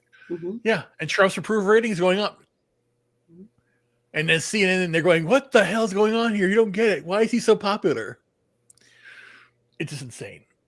But see, that's the thing, is that most people, okay, I'm not trying to say people are stupid or they're ignorant or they're all narcissists or anything like that. Most people focus on their family, their house, their job, and a few things around them that interact with them on a daily basis. That's what they focus on. They're not looking at what's going on in Texas or what's going on in Oklahoma or any other states, really, because it doesn't affect their daily life. Now, once it does, once something happens, let's say there's a massive earthquake, and it affects 3 states, okay, and they all need help and whatever else is going on, then they start looking, it's happening down the road, it's happening in the right over the border in that state, blah, blah, blah. Then they open their eyes up to seeing it. Okay. But until it affects some people, they don't even care. I mean, it's just that's how they react. It's nothing I can do about it. Yeah, that I can't understand. I don't either. I don't understand it, because to me, anything that I do is going to eventually affect something. Something else around me. But the thing is, like when I work the polls, or if I can get people to volunteer when they're called for jury duty, I told them, I said, well, if you were accused of a crime, okay, and you were going to have a jury trial, I would want someone like me on the jury. At least one person that's going to do, no matter what happens, going to go with the facts that they see in front of them and vote accordingly. They're not going to listen to what other people say that's on the jury and make them change their mind. Yep. You know what I mean? And I'm that stubborn. And that's why everybody kept telling me, the people who knew me, they said, you're going to get picked as foreman if you get on the jury, blah, blah, blah. And because, I'm a bitch, right. I don't settle. I want the facts and I want the truth. And I wish more people were that way, to fight for what they believe in. I want the truth. You can't handle the truth. you might need someone like that on your trial. But what was sad is, and I posted that on X, I had like 20 people say, I can help you get out of it. And I had 4 people that said, wow, that's great. I'm so proud of you. You're going to do really good. Wow, what is that? Those are that's the puppy one with the guy sitting and smoking his pipe. Yeah, it's cute. I like the bottom of it being clear. But that, everyone's got to stand up and start fighting for what they believe in. And either you want to know the truth. It's just the same thing. It's so weird. It's like the Matrix. You want to take the red pill or the blue pill? Right? Yeah, but I don't know. Everything aligned for me in January 6th, that 2021. When I saw what was happening, went, everything's a lie. It came in, clicked in, and I had already stopped watching. I think the last show I watched on NBC, at the time, was like the Blacklist. I'd stopped watching that, right around 2018, 2017, around there. Just got bored of that, and then ABC was Lost. CBS, I think it was like Murder, She Wrote. I stopped watching that shit show. And then, of course, I stopped watching, none at the time. I was watching Fox, but nothing else. And but then after that, it was like when they fired Tucker, I stopped watching Fox. So it's been like, it's all like, again, when something comes out on X, I'm now like, okay, yeah, now I know who did it. I know what happened. Like we saw the plane, the DC plane. We go, they're at it again. Whatever. We know. All this shit. It's been crazy. Yeah, there's a lot of it's overwhelming for a lot of people, but it's not so bad. It looks like a giant shrimp or something. It does. With arms instead of it looks like a alien thing. It is. It's something he got today. He got some toys today. He was real happy about. It's like for the movie Alien or something. Yeah, I told him it looked like the captain of the Davy Jones locker, whatever, with all the little the squid guy. He had the squid shaped looking head. Yeah. That's what that kind of looked like to me. But it's not painted yet, so it's going to be really hard. But I got a couple other things I want to share. I thought was pretty interesting. I thought this was pretty good. This shows me that the choice of J.D. Vance was a pretty good choice. I really like him, and I'm liking him a little more and more as I'm watching him doing some of the things that he's been doing, because he can't really make the decisions that Trump can make. But if he's following in Trump's footsteps and helping us think that we have someone that's going to carry on what Trump has been trying to do, I think it's going to make more people feel like we have something to fall back on in case something ever does happen to Trump. So that's one reason why I'm going to keep a really close eye on watching. My message to young men is don't allow this broken culture to send you a message that you're a bad person because you're a man, because you like to tell a joke, because you like to have a beer with your friends, or because you're competitive. It's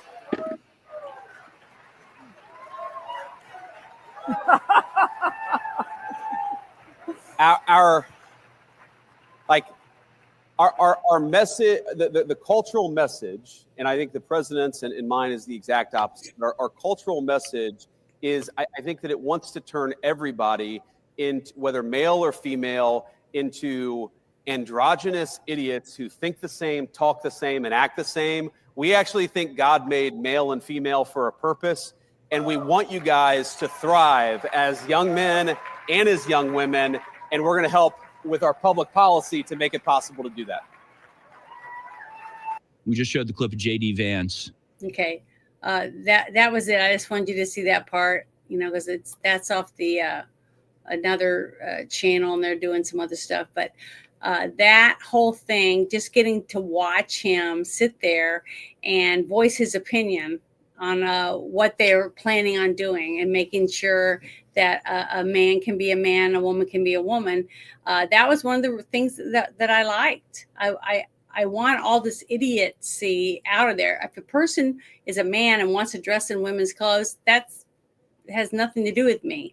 But don't tell me that you're a woman and that I have to accept you as a woman. I don't. You don't have my chromosome. You don't have a uterus. You can't give birth. So you're not a woman. And the fact that we have a Supreme Court judge right now that cannot define a woman when she was asked, that scares me. That scares me. How dare you? How dare you? But it scares me for our future. What is a woman? What's going to happen to our grandchildren if something ever comes up and she's got to say whether or not it's going to affect women when she doesn't even know what a woman is? She can't define a woman, and she's supposed to be a woman herself. That's the kind of stuff that I'm worried about. Those are the type of people that I'm worried because they're in a position that can affect the future of what's going on. Just like what they were saying about passing a law that there is only two genders. There's a man and a woman, and we connect just right. And guess what? We create life. That's the way. That's nature, and I just believe in that. And it's nice to see that we have a vice president that will sit up there and say that. You know? Nothing better than a good connection. Well, you know what I mean. I like what he said earlier this week in Germany. Mm-hmm. Oh, me too. I got to see some of that. Yeah, I did you see my meme that I shared because Germany took 60 minutes out with him? I guess I'll shut up here. This is No, I don't guess I saw it, but do you have it posted in Gilded? I might. Or is it on your timeline on X? Hold on. I was gonna say if it is, then we can see it. But I'm gonna keep an eye on him because I'm hoping that he keeps doing what I've seen so far in the first 30 days. I know that's just a tiny trickle, but I'm hoping he keeps doing it because if he's working hand in hand with Trump and wanting the Trump agenda, which is America first, to go forward, then maybe in 4 years I will be ready to vote for him if I feel like he's gonna keep America first. You see what I mean? Not me. I'm not saying me first. I'm saying America first. As long as he's pushing that agenda, then I'll have a easier time putting a check mark next to his name if that comes up. And I just think, so far, I think he's done a really good job. And for someone I didn't really know anything about. And now I have a few friends that are from Ohio, and they were saying that they thought he was really good, a decent man, blah, blah, blah, family man. So, you know, and I trust these people that I know from Ohio. And I do have a couple family members that live in Columbus. So, you know, hopefully it'll keep going the way it is. But time will tell, you know. But if we don't keep up on it and follow up, how are we supposed to know whether they're doing what they're supposed to do? See what I mean? I remember when Barack Obama was running for president, and I was asking people, why do you want to vote for him for president? Oh, I think he's doing this, that, and the other. And I said, did you know in his own state that he voted that girls that were 14 years old could get an abortion without their mothers or fathers knowing about it? 14. And they were, he did that. And I said, yeah, go look it up. He did that in his own state. So, you know, as a mother of daughters, I have 2 daughters. It was heartbreaking to me to think that my 14-year-old daughter would have to go through something like that alone without a parent with them. To me, that is just, that just proves to me that they don't want you to be with your family. They want to control every aspect of your family for you because you're too stupid to make the right decisions for your family. And I don't agree with that. I think it should be, the family should be able to reach out and ask for help, but that the government should be able to come in and make the decisions for you. You know what I mean? So, but we'll see. But I'm going to bring up the next thing since I haven't heard from Bruce yet. So he might have to take a break real quick. But this is another thing I saw and I thought was pretty good because we already know that Kid Rock likes Trump. But I thought this interview was pretty nice. So make sure it's turned up and you can hear it. I think a lot of it's, I mean, I don't really think he had any problems with confidence ever, but there's something about a level of confidence. And I think that comes with knowing that what you did the first 4 years was the right thing to put this country first. And then to have 4 years to kind of sit back and see exactly what not to do. It's just experience that he had. I'm sure, trying to, people take his life a couple times, definitely, brings out a certain, thing in any of us. Also knowing really, who the right people are at this point, the people you can trust to implement the America First agenda. In the past. So basically what he was saying is that he feels that Trump is doing what he's doing because he had 4 years to see what he needed to do, what needed to be accomplished, and how he thought he could do it. And I think he's right. I agree with him. That's the irony of the whole thing. The whole thing is the guy thinks about running, decides to run, wins it all. They had no plan against him winning. Mm-hmm. When he got in, they said, okay, let's pin Russia on the guy. So it was like trying to distract. And that's all they can do, just pin bullshit. Then they say we got to get back in there. Let's get the whole machine against him. They did it in 2020. And then they said, let's get rid of him. It's like that's the whole thing. Get rid of go. And then suddenly all that time they're going after him, he's basically saying he's waiting to strike. Even running for president, he wasn't striking. He was preparing. As soon as he took the oath of office, he is striking back now. And he's doing it very strategically, in my opinion. What's wrong? Fucking Six Nations. I'm reading this text from fucking 2250. What makes a man? Is it the power in his hand, or is it his quest for glory? Is that on? Where is that at? It's 2250. Fucking has the orgasmo fucking first line. I don't know military time, so I don't know where that is. At 10:50, he asked that. Oh, 10:50. And I posted your meme in the memes with you as a tag, Janet Universe. Okay. And Gilded.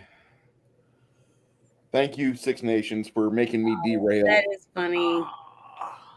She hasn't even seen the movie yet. She'll laugh even harder once it all happens. Yeah, I haven't seen it yet, but it's gonna be funny.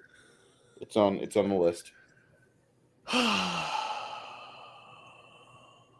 No, I didn't see that, but I bet that's funny as shit.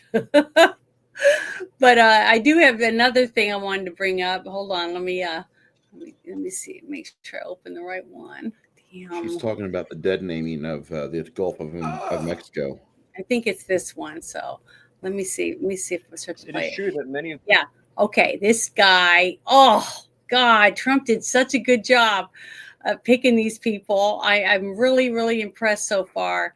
And Trump had a lot of good people asking lots of questions to help him pick these people. But watch this video, and everybody's going to get a civics lesson. Here we go. It is true that many of the people in this room for 4 years failed to cover the fact that Joe Biden was mentally incompetent and was not running the country.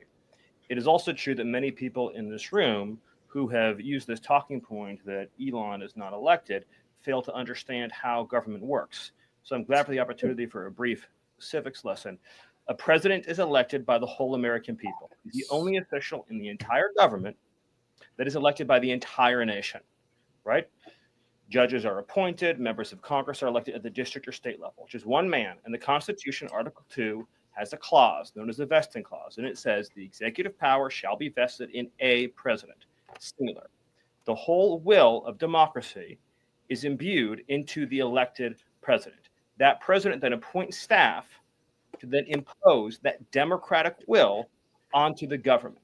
The threat to democracy, indeed the existential threat to democracy, is the unelected bureaucracy of lifetime tenured civil servants who believe they answer to no one, who believe they can do whatever they want without consequence, who believe they can set their own agenda no matter what Americans vote for.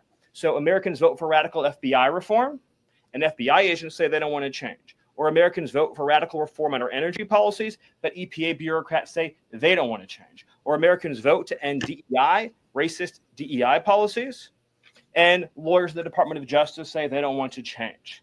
What President Trump is doing is he is removing federal bureaucrats who are defying democracy by failing to implement his lawful orders, which are the will of the whole American people. Yes, I like it. Yeah, and he's that smart. And the sad truth is that we have people have no idea how the government works, because they don't watch. Yeah, them. that's the vast majority of people don't know how it works, and I think that's what happened. I think what happened is that when he was there in the 4 years, he was learning everything. He was ready to go into his next second term, but the fact that they got him out, now he's back. He's doing it so well now because again, it backfired. They could have gotten rid of it. He could be walking out right now, but no. Now they have him 4 more years, and he's laid the groundwork. The team he's built up, to me, it's a political dream team. Yeah, and one thing that's I really love, it's not just the fact that the people he put in and they're trying to work on having the Defense Department have a actual budget, and stuff like that. It's the fact that they're closing the wallet to all these people. They're not going to be able to just be reaching their hand in and taking out wads of money and spending it on whatever they want, right? They're not going to be able to get away with that anymore because the people are realizing, look how much money could be in my own pocket all these years if we didn't have all this corruption. So once it's open and it's a mirror there, or not a mirror anymore, now it's a glass where you can look through it and see what's going on the other side. It's going to be hard for them to put poster board up and foil or black paint to hide what they're doing back there, because now we're going to expect to know what's going on. I'm hoping that people are watching and realizing that they're out of the matrix, they're unplugged, right? So are you going to take this pill and plug yourself back in and close your eyes and go back to sleep and not worry about it? Or are you going to say, hell no, I'm staying awake and I'm going to make sure you guys do your job or we're getting rid of you? That's what I'm hoping. So we'll have to just wait and see. But I really think that. But the thing is that I want to do a thought experiment, but I don't know if I'll do it live or not.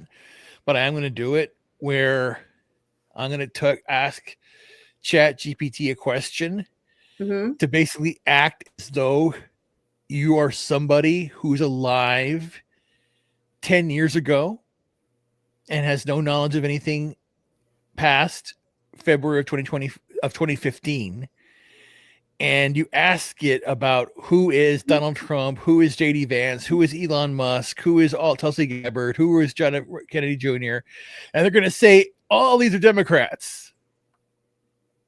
Think about that. The vast majority of people 10 years ago were either minor Republicans or Democrats, or people that were apolitical. Yeah. And now they have taken back the Republican Party to the party of Lincoln and made it another evolutionary aspect of it. Think about it, because you're in a transformational time where you had the period of time. When you think about it, here's where it's kind of weird. It's kind of reverse when you think about it, because you had Lincoln, and then he got assassinated, and you had Johnson, and then you had a string of presidents. Then you had, remember, Grover Cleveland was there twice. and he had contentious ones. So then that's where the pattern lies. You have the contention of the Civil War, Lincoln being Obama, aspect of it, and you have Trump being Grover Cleveland in a way in there. But you have the same aspect of it here. You have, stock market still doing things, crypto doing these things, AI doing these things, brand new. Back then you had, cars, the first cars coming out and all the different things, not even planes are starting to fly. Who knows what's going to happen in a few years from now? But again, we have to be ready. Got to be ready for whatever life gives us. Yep. But, that's a lot of people don't prepare ahead, if you know what I mean.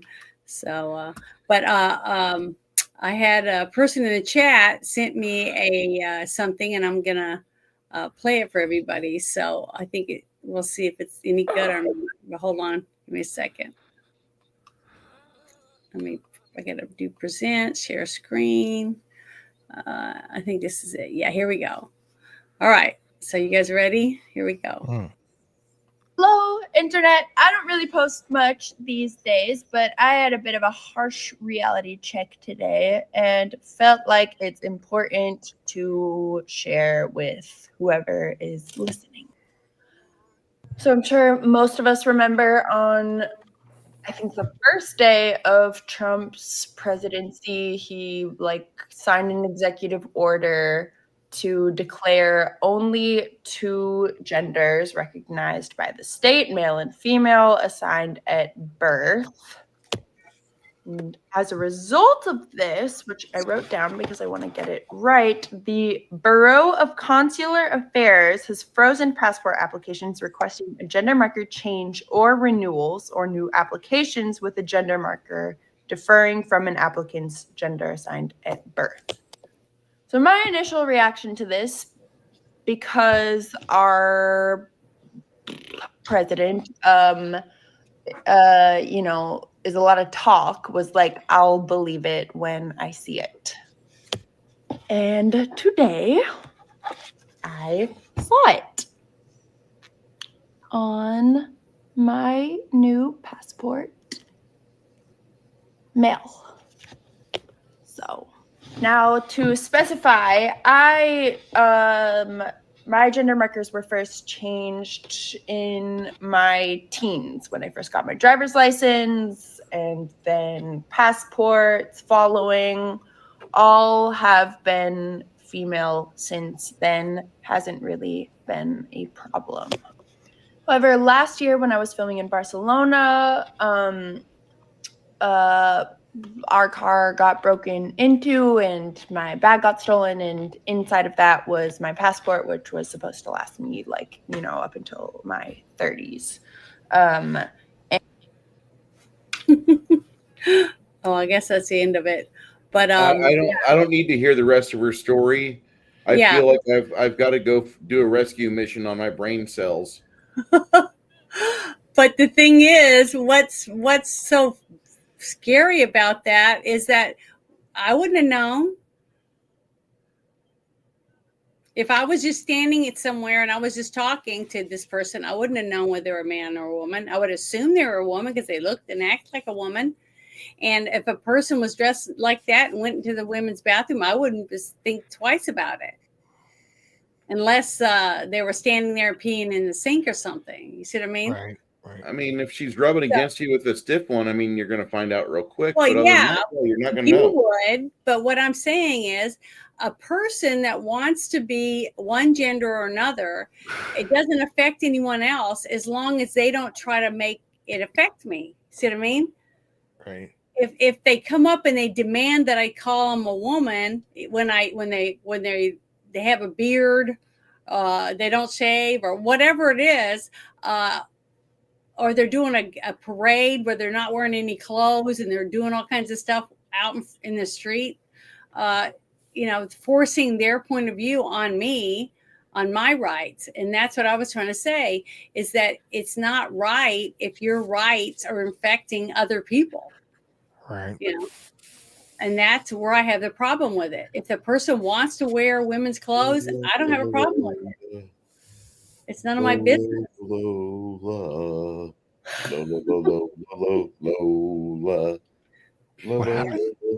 Sorry, fucking Travis got me on it. Like, oh, I remember that song. You bumped into that person at the grocery store and they were talking to you at the store about, hey, where would I find eggs or whatever? You wouldn't have known. See, that's what I'm saying. You're right, but they told you. But there's the question. Mm-hmm. The question must be asked: do we care? I don't. How does this affect how they go through life? How is this going to affect them getting groceries, taking care of their laundry? How does this affect them? How is this going to manipulate them into some fucking PTSD episode? I don't know. And I want to know, like, and the reason why I ask that is that, like, if it's not going to cause an issue, okay, like, thanks for showing me that site. I blocked it, and I will never go to that girl. But here's what's so interesting when you Bruce, when you think about it, what they're doing. You saw this when Trump won in 2016, and you saw it again recently in 2024, and you see it now. Selena Gomez did it a couple weeks ago. It's the whole videotaping yourself crying about something that Trump did, posting it, and trying to get people to react. It's a very pathetic way of getting, people to care. It's no longer about I'm wearing this outfit. I know I'm crying about this cause. It's not even fighting for the cause. It's crying about a cause. Mm-hmm. That's what's going on here. It's just not. It's just It's well, I'd never heard of this person, Hunter Schafer. So I've never been inspired to watch Euphoria, and knowing that on there, guarantee never spend time on it. I mean, I know that sounds like, oh, Bruce, there's people that they're behind the scenes. They work as gaffers or camera people, and they work on your favorite TV show. Well, that's fine. But if they never advertise it, then I don't really care. Like, but the moment you think that I need to be invested in the fact you went and got your fucking addictomy or advagectomy, that's where I check out. I don't like these people that much. I don't need to know that much about them. Mm-hmm. Oh, you're an actor. Oh, you're an actress. That's it. You have an IMDb full of stuff that now I'm guaranteed not to give a shit about. Well, the thing is, as long as they don't try to cram it down my throat or force me to have to accept it and make it change my job or anything like that, that's when it's wrong. As long as they don't have to. Now, just like I was saying, it only affects DEI hires or if they have to lower the standards for that person to get the job that they're applying for simply because they have to change their job because now they're a different gender, something like that. I still don't believe that they should lower the standards of any job for any person. I don't care who they are. I mean, if they can't do the job, they shouldn't get the job, period. But I wanted to talk about this one because this is the new Commerce Secretary, and I didn't know if you guys knew who this was. So I wanted you guys to see this. I thought it was pretty good. It's another interview by Jesse. Here we go. Commerce Secretary Howard Lutnick is here now. First of all, congratulations on your confirmation, Secretary. Thank you. And all Republicans, the Democrats didn't show up for me at all. I guess they're afraid of good government. They're just afraid of good government. So you're in there just barely, 24 hours. What are you seeing with this Doge fraud they're discovering? Could you imagine it was this bad? Well, when I set up Doge with Elon, so back in October, Elon Musk and I flew down to Texas, got Elon Musk to do it. And here was our agreement that Elon was going to cut $1 trillion of waste, fraud, and abuse. Think about it. We have almost $4 trillion of entitlements, and no one's ever looked at it before. You know Social Security is wrong. You know Medicaid and Medicare are wrong. So he's going to cut $1 trillion, and then we're going to get rid of all these tax scams that hammer against America, and we're going to raise $1 trillion of revenue. And our objective under Donald Trump is to balance this budget. And I'm telling you, you watch it, we're going to do it. If you get savings from these DOGE cuts, are you going to give any of this back to the American people? We keep hearing about these DOGE dividends. Well, think about it. Donald Trump announces the External Revenue Service, and his goal is very simple. His goal is to abolish the Internal Revenue Service and let all the outsiders pay. I mean, this is someone who is focused on America. Let's drive down our waste, fraud, and abuse. I'll give you an example. Cruise ships. You ever see a cruise ship with an American flag on the back? They have flags of like Liberia or Panama. None of them pay taxes. None of them pay taxes. Every super tanker, none pays taxes. Alcohol, all foreign alcohol, no taxes. This is going to end under Donald Trump, and those taxes are going to be paid, and Americans' tax rates are going to come down. That's what Donald Trump wants to do. Balance our budget and cut our taxes. I mean, imagine a Democratic senator going against that. What planet are these people on? Well, you're saying French wine that I guzzle once in a while after a hard week. You're saying we don't throw tariffs up on that, but they tariff Kentucky bourbon? So what happens is when you want French wine, the French wine comes in and the importer in America charges a high price. And then we don't make any taxes in America on the topic. So think about it. All the spirits, all the wine, all the alcohol doesn't pay tax in America. It's all basically a tax scam. And we are on it, and we are going to fix it for the American people. We're going to drive down our deficits. And you know what that's going to mean? Interest rates going to come hammering down. Cost of mortgages come hammering down. The president issued an order to build a pipeline on the east coast of New York called the Constitutional Pipeline. The Constitutional Pipeline will halve the price of natural gas on the East Coast. Imagine the Democrats turned it down and Donald Trump turned it up. Half the price for the whole East Coast. And you know who's standing in the way, of course? Governor Hochul from that great state of New York, because she'd rather protect, I don't know, some horny toad frog than have everybody in the East Coast of America pay half for natural gas. You know, Secretary, I've never seen anyone so excited about saving money. You must love getting your hands dirty and just cutting taxes, regulation, and getting the trade balance rebalanced for the American people. What motivates you? Well, you know, look, if you love America and you actually can understand the power of America, then you know the way we're being treated. It's like we're the fastest person on earth. And what the senator, the Democrats want to do is they want to take your right hand and hold your right ankle and try to run. I mean, we are so amazing. We've got the greatest oil. We've got everything. We've got the greatest economy. People don't understand. We are a consumer-based economy. You and I, we buy stuff. Americans buy stuff. The Chinese produce stuff. The Chinese can't live without selling us stuff. We've got the power. We've got to use tariffs. We've got to use the External Revenue Service to take care of America and cut the scams, the abuse, the waste. And let's make America great. Great. Not like great like 20 years ago. We mean great as in no deficit, and basically try to eliminate the Internal Revenue Service and our taxes. Cut taxes, try to get them down, because we're great and we collect the money. And it's so exciting because think of how great America will be under Donald Trump and what we're trying to do.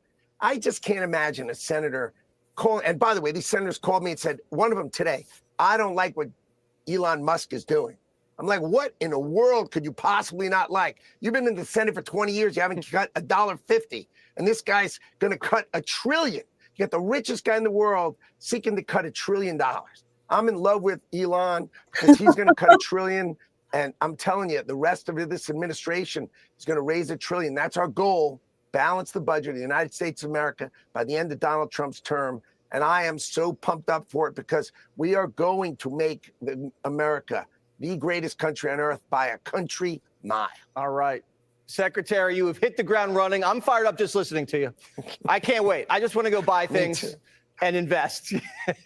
Secretary Lutnick, thank you so much. We really appreciate you joining us. And again, congrats on getting confirmed. Janet, can you share what I typed on Twitter? Because when I type it in StreamYard or in YouTube, those faggot fucking services don't let me broadcast that because that might incite violence. And I just like the idea of people that are doing wrong to suffer a penalty. This down here? Yeah, that right there. I need to. I want to make sure that the people on X and on Twitter and on Rumble, I want them to make sure they all see it, because that was being censored on YouTube because YouTube and StreamYard are faggots. Yeah, I can believe it. But see, it's on Rumble and X also. It's not just on YouTube. I love you, Rumble. Rumble, you're such a good little servant. And I do the best I can to, share the information that we get the best I can, and just like you guys do. And because, it's important. Like when Hardwiki told me that he had sent something to the email, I went and I got it and I shared it because he wanted us to be able to look at it. Yeah. And that's important to me, that we share as much as we are able to share with everyone else, because I really do want to do that. And I'm not monetized or anything like that. My channels are small, but I believe in what I'm doing. I believe in our country. I believe what that guy just said. That's me. That's how I feel. I don't care if I get anything special out of it, but if everyone in this country, whether I agree with them or not, have more money in their pocket and can do more for themselves, it's going to help all of us. See, that's what people don't realize. The economy helps everyone if it's booming, because that means it lowers our prices, that our houses, we're going to be able to afford to buy houses. The prices drop on insurance and all type of stuff. Why? Because you have competition. If you have an insurance company over here that charges $100 a week to insure your car, and this one over here only charges $50, which one are you going to go to? Right? I mean, that's natural. That's what happens in a good economy, is you have better prices. This gallon of milk at this store for this price, that gallon of milk over there at that price, or this gas, that gas. You go to who gives you the best deal. But if you only have one store, what choice do you have? You don't. You don't want to go to Piggly Wiggly with me? Hey, we still have a Piggly Wiggly down by my mom's. Well, I have to drive almost 4 hours, but there's a Piggly Wiggly there in that town. But I just love it. I see all these people fired up to hit the ground running. I mean, they're excited. Pam Bondi, our little news lady that gets down here, does the cash. Yeah, we got cash now. I mean, it's amazing, and I'm really, really excited. And it's only been a month. I can't even imagine. I've cut down on my vice, by the way. I only have one. I've cut down on my vices, by the way. I'm only having 1 cup of coffee a day. I'm only having 1 cup of wine a day. Yeah, in the same cup. What's wrong? It all goes in the same spot. It all gets peed out. Well, yeah. I'm healthier than I've ever been. Wait, I'm going to share this.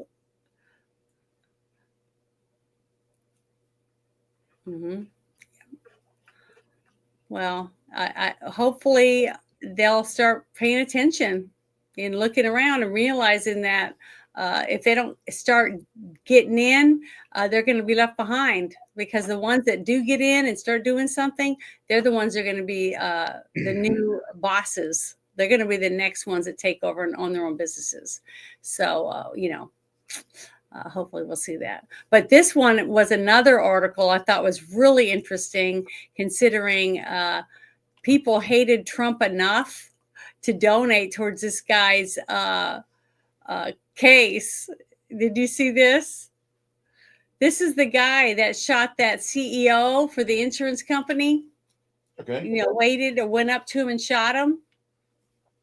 And somebody said they didn't agree with him because Trump said he believes that certain people should get the death penalty, right? Sure. He's been saying that a lot.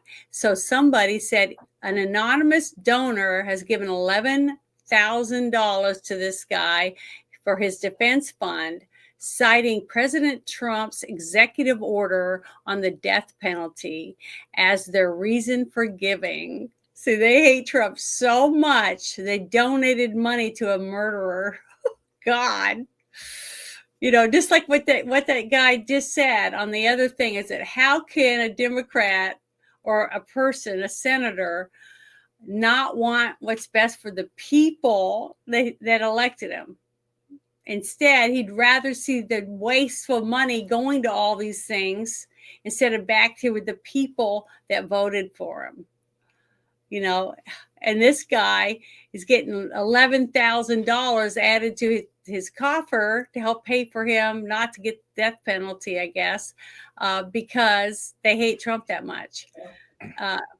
It's just, I don't know. It's almost like I almost have sympathy for some of these people that they hate Trump that much.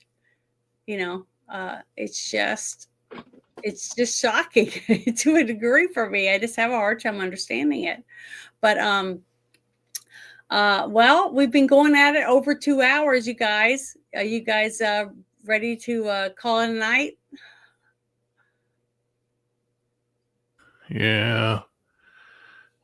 So I'm really tired, and I know that we're gonna get up and Bruce gonna be playing the game tomorrow. The games. And then Sunday, we're going to be reviewing the movie Scanners. So I'm excited about that because I haven't seen that in a long time. I can't wait to see it again. It's going to be fun. And I've already picked out my what I think I'm going to wear for the movie. There wasn't very many women in that one, but it's going to be fun. So Bruce, are you around? I saw him walking away, so I don't know. Bruce, damn it. But I do want to play a video. Grab some water for my coffee. Okay. Well, I wanted to play that video real quick for everybody because I thought it was pretty good, and I thought it was. Did you see the one I posted? On your timeline? No, in the private chat. Oh no, I haven't seen it yet. Let me play this one real quick, and then I'll get yours. I'm trying to remember where I put it. Oh, here. No, that's not it. I thought I moved it up. Oh, here it is. I thought it was funny because of the plane crash, that happened last week with the upside down. Funny? It's a plane crash? Oh, yeah. I remember. Nobody died. Everybody's still talking about it. So I wanted to play this video. I thought it was pretty funny. Now, the music on it is a Pointer Sister song, but it's being sung by somebody else. And on TikTok, they said that, they said it was not copyrighted. It's fair use, damn it. Yeah, so I'm gonna play it because it's a spoof off of a few things stuck together and it's funny. So here you go, you guys. I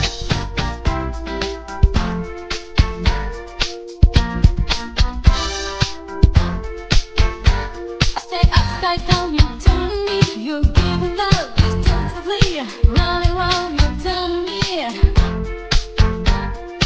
upside down. Boy, tell me it's time out. Run around, upside down. Boy, tell me it's time out. Run around. I just thought that was hilarious. I mean, that whole thing is a miracle that that it skidded down the runway with both wings broke off upside down and nobody died. So that's a good pilot. That's all I can tell you is that pilots did a good job at getting it to land in one piece, basically, and not having any fatalities. I thought that was really amazing. But it is funny, and I added at the end. If you see the very ending, it says about DEI hires. It had a thumbs down. Even though I have no idea who the pilot was, I just thought it was funny. But I can make fun of women. I'm a woman. So is there anything else you wanted to talk about? Occasionally a blonde. Before we say goodnight to everybody? Tomorrow we've got the game at about 12:30. I'll try to get everybody rassled up. I've got to work on a little bit of stuff here from the Barbarian and from our Rogue, but once I'm done with that, get the final piece done for Tomas and Roberto. Hopefully Dan can join us tomorrow so we have a new player. I'm really enjoying that campaign because it's just a fun campaign. I like you guys.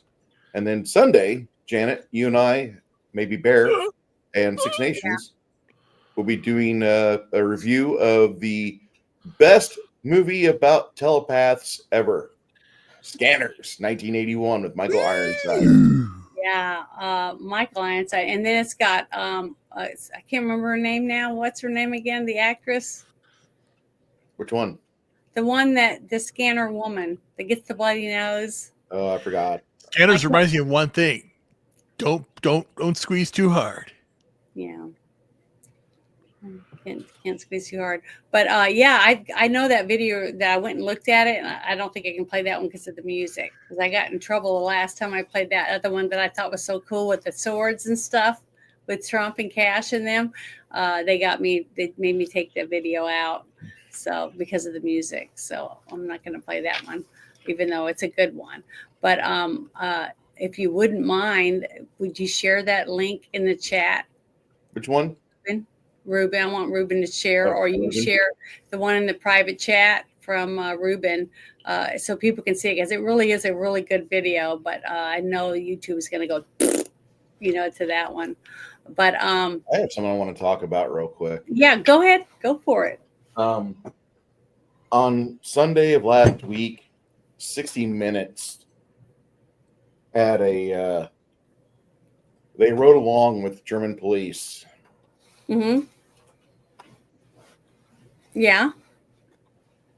German police are going to private homes and they are taking people out of their homes. They're arresting you for saying something to somebody on social media. And it's kind of sad. Mm-hmm. I'm looking for the clip right now. Everybody and their sister has a clip of it, but it's like 30 minutes long. But the gist is that 60 Minutes, always the celebrator of anything authoritarian or jackbooted. These guys are always doing that sort of thing. They celebrated the Iraqi Republican Guard right before America went into Iraq and beat the fuck out of them properly back in the 90s. Yeah. And anytime there's anybody that's not pro-America, 60 Minutes is there trying to give them fellatio publicly. So I feel that I should share something. That way all of you see what I see. Yeah, and I found one more thing I was going to share. It was on my list of stuff. I'm going to share this real quick. Okay, go ahead. When you deal with fucking Germans right now, 2025 Germans, share what I got, Janet. I got it up there. Are you hiding a meme under your floorboard? Yes, that's a fucking ifunny.com watermark, motherfuckers. That's a funny fucking meme, and that's very fucking pertinent. Anyway, I'll shut up now. Thank you for letting me have that. Oh, you're welcome.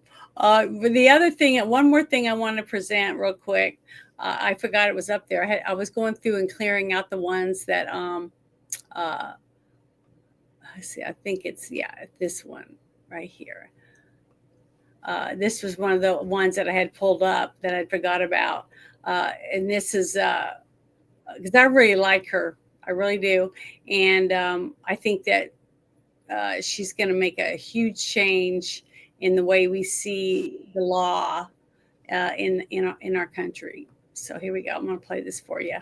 Yeah, I saw your appearance at CPAC with Ben and with Ted Cruz. And one of the things that you've alluded to, and this is something Donald Trump has talked about, that DOJ may be releasing the list of Jeffrey Epstein's clients.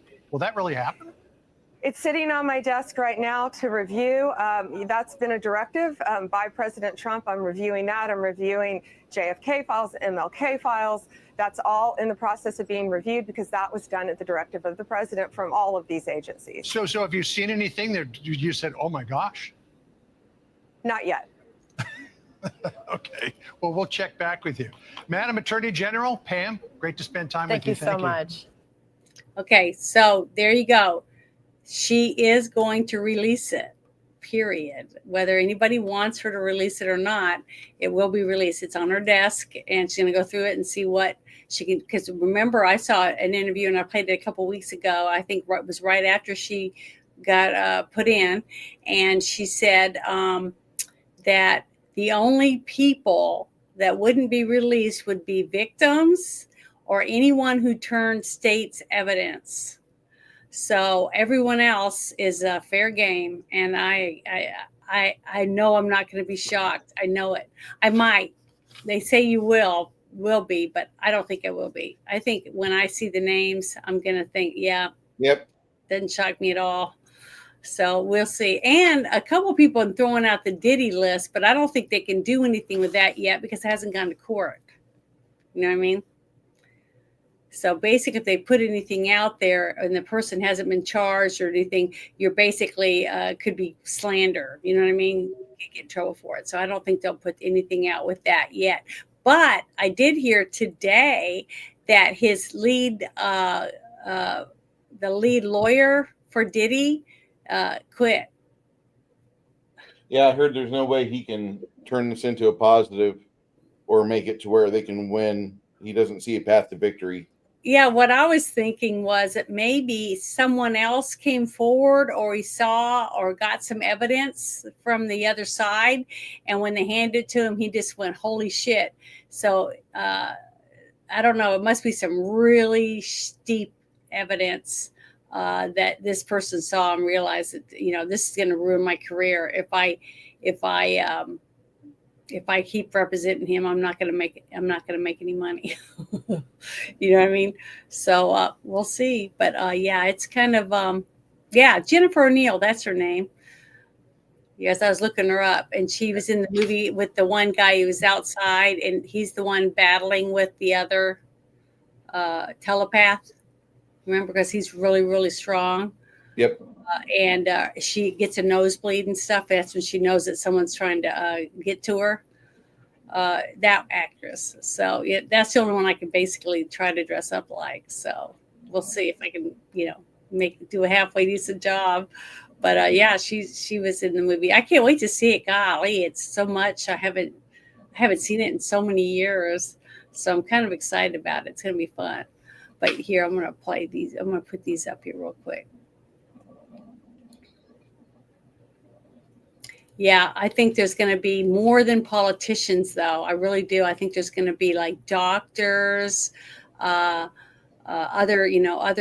big people, probably artists and singers, movie stars. I mean, there's going to be a lot of people on this list. I guarantee it. I just know it. And one name that I think is on the list, I'll tell you guys after we're done, because I don't want to say it on my show. But I know this person's on there. I just got this feeling in my gut, and I cannot wait to tell you guys backstage. But and it, you know, maybe in DMs, if one of you guys DM me, I will tell you what I think, who I think is going to be on there. Just this one person, because I really got a feeling. There's a woman and a guy, two people that I really believe are on that list, and I won't be surprised at all if they're on there. But we'll see. But yeah, it's understandable because it's just one of the. This list is the reckoning. Mm-hmm. Let's say that this is the reckoning that's come. Well, because there's a few on there that we've already seen in public. Because we've seen Bill Clinton, and we've seen the one prince or whatever, king or whatever, not king, but a royal family member. I can't remember what his name is, but we've seen him like going in and out of that guy's huge, nice apartment or house or whatever in New York, and I can't remember. Andrew. Andrew, that's it. So there's a few like that we've already seen lots of that. I guess it's pretty obvious, names, but it's the ones that are like in the cracks that people are not paying attention to. Because there's a president's name that's going to be on there. I guarantee it. And I think we all know who his Hildebeest's wife is. I'll just say it that way. But I think there's going to be. Oh, damn it! It's out the bag now. I'm just saying. But that's not the name that I'm thinking of either, that I know is going to be on there. But yeah, here we go. See, here's some people in the chat. Celebrities, wealthy people. Yeah, Epstein list of Pizzagate. Yeah, some of the people involved in that. I'm pretty sure definitely going to be on that. And you know what? It's going to be really interesting once we get this list and then the Diddy list comes out. I wonder if they might be in more than one list. You know what I'm saying? Some of these people, because I don't know. We'll see. But yeah, these names people have been talking about for a while. So, but right now, as of today, all of these names are conspiracy theorists, right?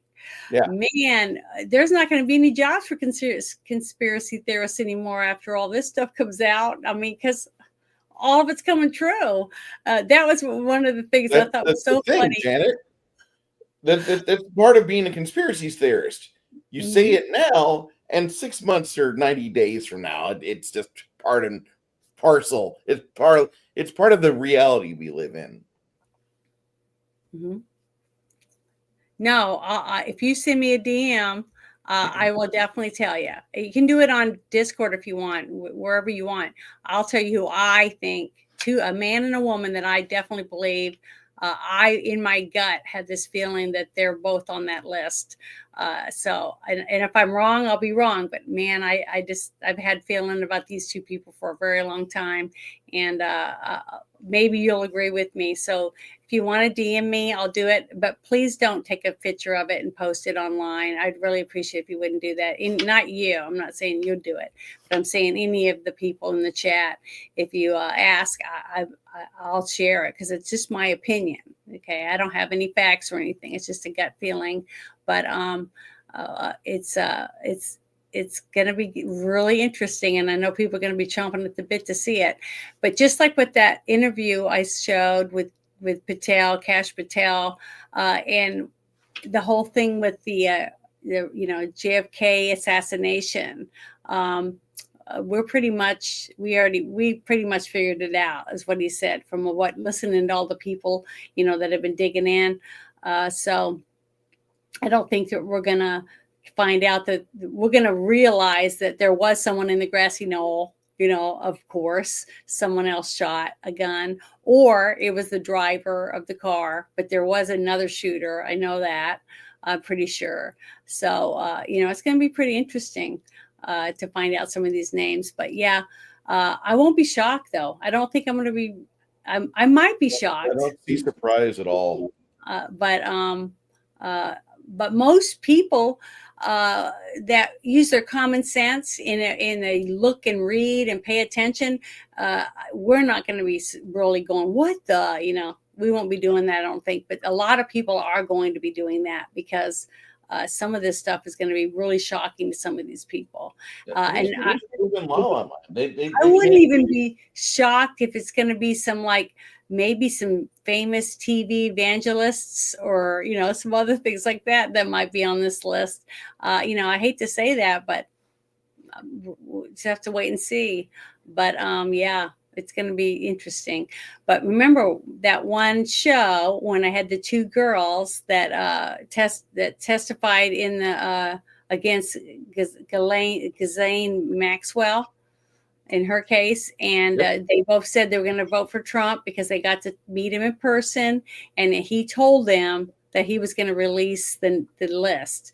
And Pam Bondi explained that there was no legal reason why the list shouldn't be released, because if they're on the list and the victims testified that these people were, involved, and they also had the flight logs and all that stuff because it was used in a court of law, then it should be open to the public. The only names that would be redacted or blacked out would be the victims or someone who turned state's evidence against the other people. So I'm excited about seeing it, and it's good for the country, I think, because we need to have faith that our justice system works for people. And remember what I said when I went through court this last summer for my own family's some problems that was going on with people in my family, not my personal right in my house family, but family that I care about. And I thought the system worked really well. The way that the evidence came out, the way that we were treated in court, it was very respectful. I just thought it was very good, but I'm in a good area right now too. So, I do feel for people that are in these big cities that are so filled with corruption, and nobody can get a fair shake in court because they're all corrupt, and they just want to see the good people creamed. Just they don't care because you're just a piece of meat to them or money. So it's going to be nice to see some good things coming out of this, and that's what I'm hoping for, to make America the best place in the world to live. And for real people that want to come here and put in the paperwork, learn how to speak English, and want to assimilate into our country and love it as much as we do. For those people, I want this country to have the doors open for them. But anyone who doesn't want to do us harm, that wants to come here legally, like we would have to do to their country, basically. So that's right. I want to say thank you to everyone, and I hope you guys have a wonderful evening and a great weekend. And hopefully, maybe if you want, stop in tomorrow and watch us play a little bit of our game. It'd be nice to come in and just say hi in the chat. And Ruben, you have a great weekend too. Yes. Talk to everybody later.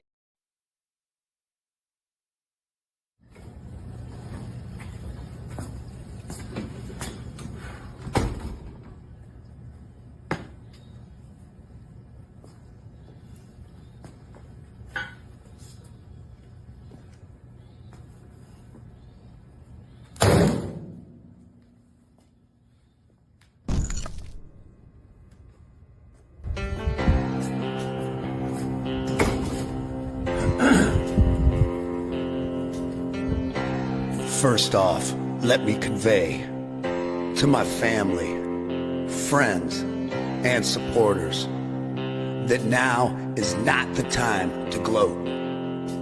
We must remember that most of our left-leaning friends are good people who want the same things in life as we do, but simply think differently on how to get there.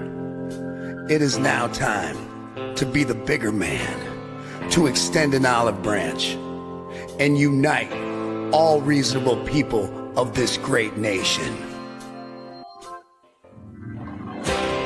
God has blessed America, and together with President Trump, we will make America great again.